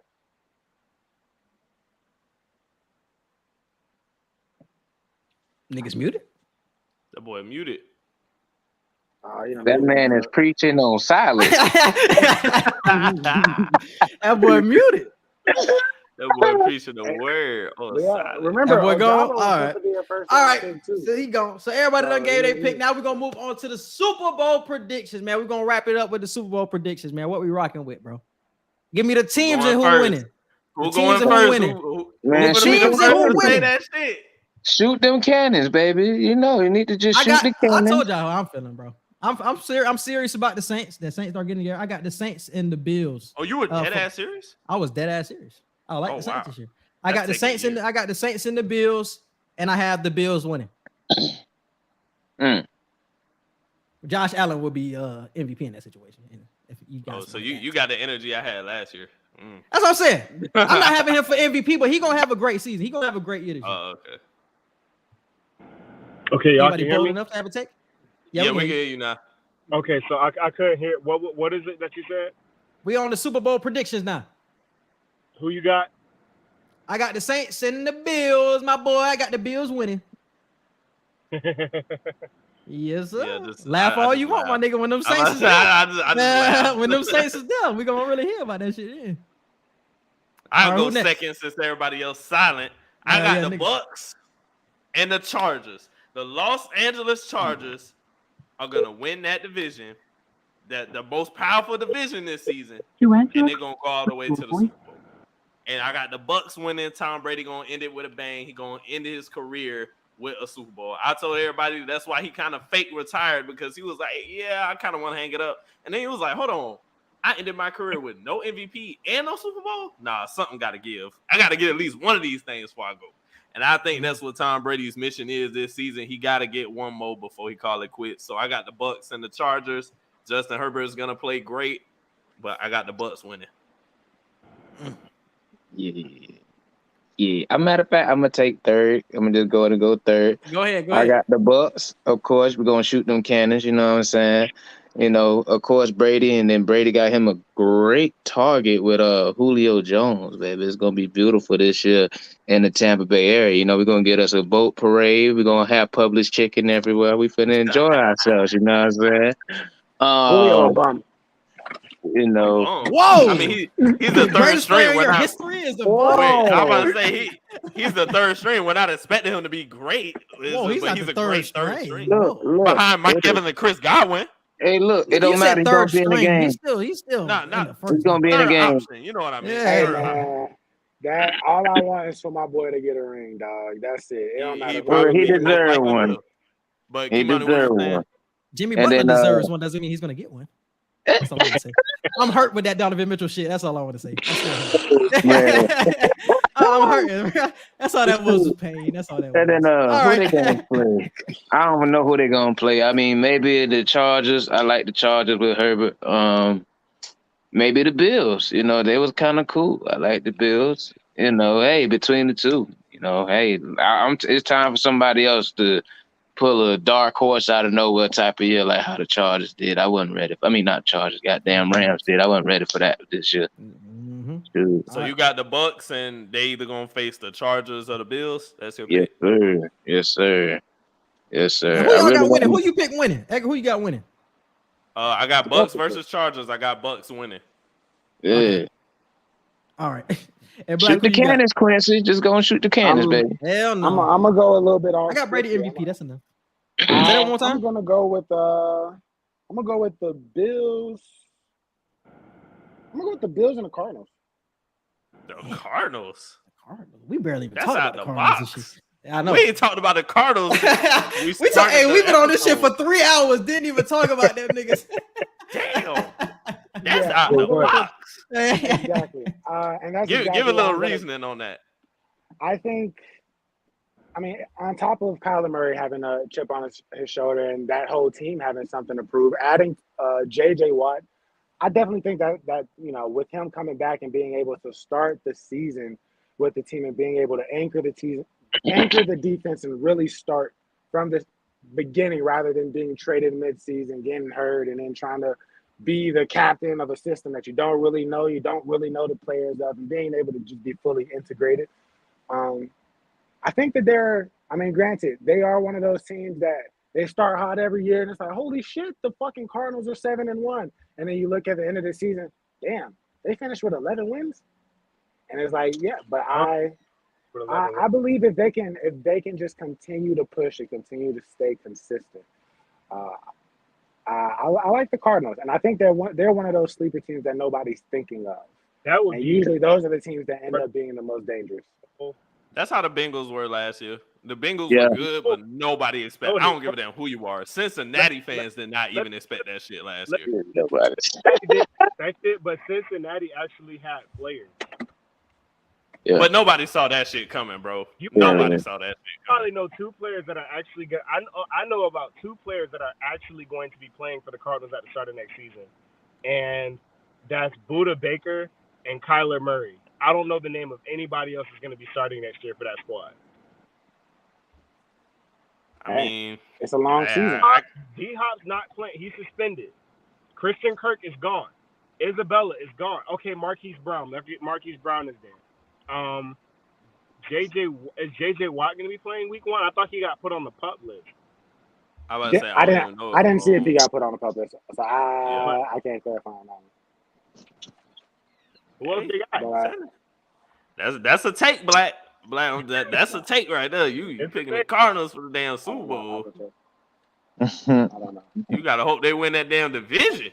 Yeah, that's a tough division, but I tell you that now, that's tough. So they don't have to really come with it. Like the Rams would just have to completely fold for the damn Cardinals to get to the Super Bowl. I The feel like Rams would have to wet the bed. Only reason I'm not choosing the Rams is because they've already done it, and like I don't think, not that I believe that they'll get complacent, but I think that there is going to be a sense of they're gonna have that same sense of urgency won't necessarily be there, because in the back of their minds, we did it and we did it in LA. So yeah, it'll be great to go back to back, but I mean, if we don't, is it really all that bad? And they got a good ass roster, bro. I wouldn't be surprised if the Rams got back there. I wouldn't even be surprised, bro. Allen Robinson, Akers is back. If you bring back Odell too with Cup, them niggas still got a squad, bro. I ain't gonna lie to you. Very dangerous. Still tough. All right, Taz. My heart says I want Brady versus Burrow. I want Brady versus Burrow very badly, but I don't believe Burrow will get back this year. I believe that they'll be very good. I don't believe that they'll get back this year. My hot take is this. My hot take is I have the Ravens getting to the Super Bowl. That's a hot take. Ooh, I like that. Turn me up in the headphones. I like that. Oh, Taz, you know I'm gonna get on your head now, nigga. You know I'm about to get on your head for this shit. I said it's a hot take for a reason. I'm gonna get on that hot take. Did not say that the Ravens win their division. I still don't believe that they win their division. Okay. I believe they get in as a wild card, because I do believe and they're gonna go the distance. But you was talking about them like they was shitty though. That's what I was. No, I get what he's saying. He's saying they finna go the distance. They finna do. I understand what he was saying. Do it like the Giants. He was talking crazy about the groundwork, because they have 3 teams in the AFC West that they got to get past. You have to get past Cincinnati Bengals, which I believe are going to win the division. You have to get past the Buffalo Bills, right? So they're going to have their work cut out for them. But I do believe that, remember what we talked about with the playoffs, where it slows down and it's about who can put the ball on the ground and make it shake, right? If they're good enough, if Lamar Jackson is good enough to use his arm this season, use his arm enough to be able to keep them in games, I believe that they can go to the Super Bowl and win. Mm-hmm. So they're my hot take to get to the Super Bowl. But my actual Super Bowl prediction, I have the Tampa Bay Buccaneers and the Buffalo Bills getting to the Super Bowl if all things are copacetic. I don't like that everybody picked Buffalo. That means they not finna get there. I want to change my pick. Yeah, I don't know what I want to change it to. I want to change my shit. Buffalo Now Too many niggas is picking the Bills, bro. It was a lot of people picking never the a good Bills with me. sign. It ain't happening. That wasn't a good. That's not a good sign, bro. I'm telling y'all, bro, the Bucks and the Chargers. The Chargers are going, bro. I would ride with the Raiders, Hakeem. The Raiders would be my second choice behind I was about to say the Raiders would be my second choice behind the Bills. Have enough on defense to get to a Super Bowl. Hey, bro, we said the same shit about them Bengals last year, but what you said, that gut and that grit, that's what you brought up earlier. We're gonna see that shit with the Raiders. They also had to take a lot of gut and grit. They also had the Bengals. Man, Raiders Vikings, man, let's do it. Oh my goodness. Oh my goodness. Captain Kirk. No, bro, I wouldn't hit it. I wouldn't hit it into that documentary. Yeah, I was Captain Kirk got to get a documentary if that didn't go to the Super Bowl. He needs a documentary if he goes to the Super Bowl. Bro, that's no bullshit, bro. That shit is nuts if he gets to the Super Bowl. We would need a 30 for 30 on that. If Kirk Cousins wins the MVP or he finishes top 3 in MVP votes, every last one of y'all in here owe me a meal. I don't know where it's gonna come. It's gotta be a fast food. Someplace sounds fast food. I don't want to break your pockets or nothing like that. Okay, bet. Want a Popeye chicken sandwich combo or something like that. We just talked about that.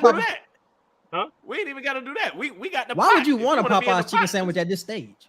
I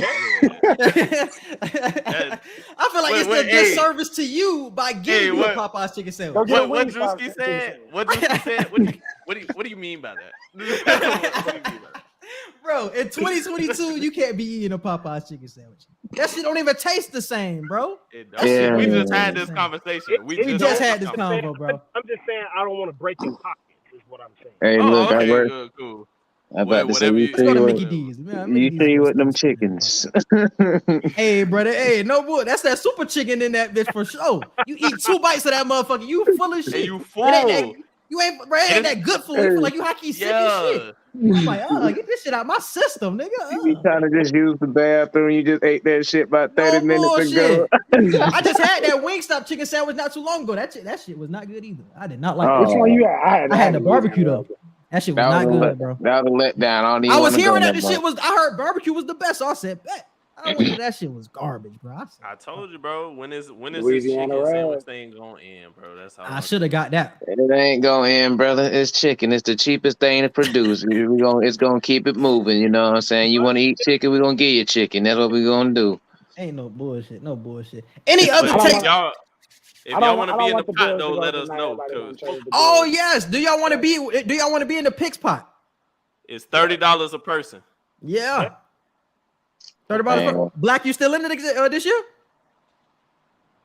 I'll let you know. Start a group chat. I got a bounce. But thank you for having me on. Hopefully, yes, sir. And soon, y'all know my takes was high. Yes, sir. We love having you on again, brother. We love having you on again. That Jameis one was out the freezer. That was.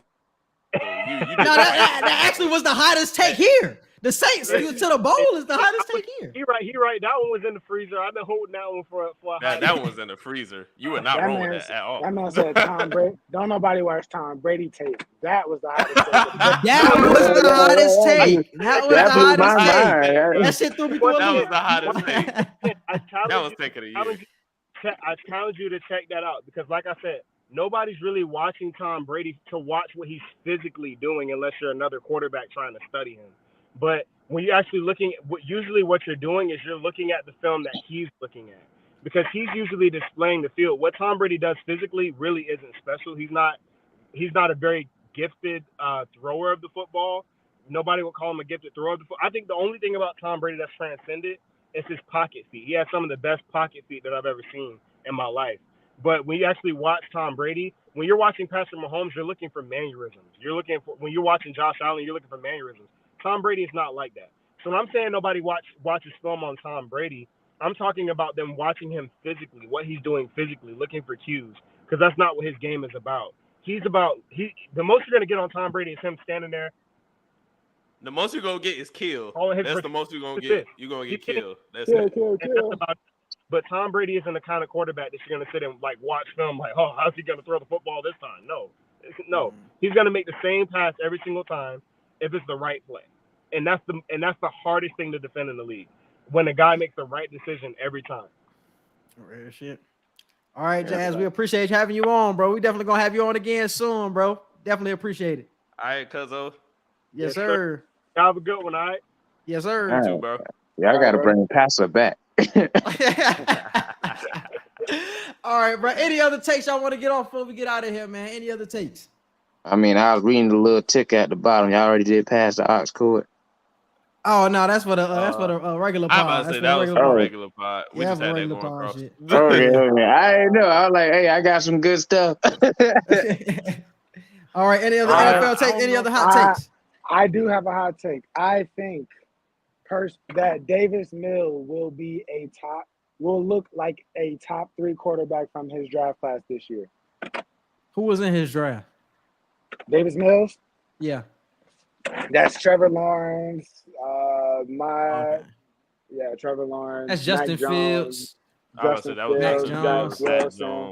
I've been hearing a lot of good things about damn Davis Mills this year. I don't know why, because he looked like a trash can. I think Davis Mills will look like a top 3 quarterback in his class. Whether or not whether his class ends up being all in the bottom 5 out of the top 32, who fucking knows? But he'll be in the top 3. I got a question though. I got a question that I think we're gonna have to have this conversation soon. I know he's in Jacksonville. I know we just want him in a better situation. But what is the future for Trevor Lawrence? It depends on how they build this team around him, bro. You know what I'm saying? I think that's the biggest key. Continue to give him weapons because they still don't have enough weapons for him right now. Other than the excitement of ETN coming back at some point this season, who are his wide receivers, bro? I couldn't even tell you who his wide receivers are. You know They're what I'm gonna saying? They just paid big money to Christian Kirk. So Yeah, like Christian Kirk getting $18 million a year. Like, and that's your number one. Okay, you still got Marvin Jones, but I don't know if we're really working with that. I think the problem with the Jags is they don't know how to build a culture. They had one good shot at building a culture, and that's when Jalen Ramsey and that 17 squad really had something going for real. They had a moment to build a culture in Jacksonville, and after that season, it just flopped, and they went right back to being the terrible ass Jags. If they learn how to build a culture, then Trevor Lawrence can possibly keep his future in Jacksonville. But I see that man leaving as soon as he possibly can when he get the opportunity. But bringing in a coach like Doug Peterson, I think that creates the culture by itself because that's a Super Bowl winning coach. He got a culture together with the Eagles. That's something that you needed. Starting your career off with Urban Meyer, who nobody respected, it was literally the worst way to start it off, especially when you want to cultivate a culture, bro. So I think getting Doug Peterson, who has Super Bowl winning experience, is the first step. And then just building out with the talent around him is the next step. Like I said, I think they're going to be second in the division this year. And they don't even have enough pieces, honestly. They still don't have enough pieces, but they're still going to be second because that defense is already getting improved. And I think that's going to really carry him. But I think Trevor Lawrence is still talented. And I don't want that to go by the wayside because last year, a lot of niggas was trying him, bro. Niggas was saying that Justin Fields is better than this, that, the third. He's on the Jags. Because he plays with the Jags, niggas was trying him. Yeah. But Trevor Lawrence is still that dude. Bro. All the comparisons that they had coming out of college, he's still that dude. It's just the weapons around him is that we're questioning at this point. And I think that's where it has to really stand. He just has to get better weapons. Mm-hmm. Yeah. True stuff. All right, man. Any other questions? Anything else before we get out of here? Black, you can get off your social media before we go. Oh, man. Follow your boy on Twitter at Wavy and Lit. Follow me on IG, official Larry Williams. You know what I mean? Yes, sir. Kimani, social media. Social media is Caribbean Black Boy at Instagram. Of course, Facebook is Kimani Fleming. If you don't know how to spell it, Fleming with 2 M's. Yeah, that's all I use. Shoot, I ain't using nothing else. I ain't got nothing special to say on Twitter. I got to think about stuff to talk about.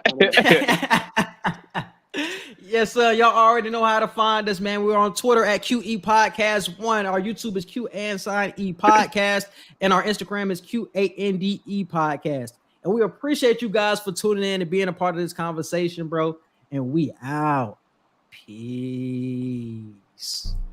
Be sure to follow and subscribe to the Q&E Podcast. You can find us on Facebook, Instagram, Twitter, and YouTube. And feel free to listen to us anytime on all podcast platforms, including Apple Podcasts, Google Podcasts, Spotify, and iHeartRadio. Submit all questions and inquiries to QandEpodcast@gmail.com.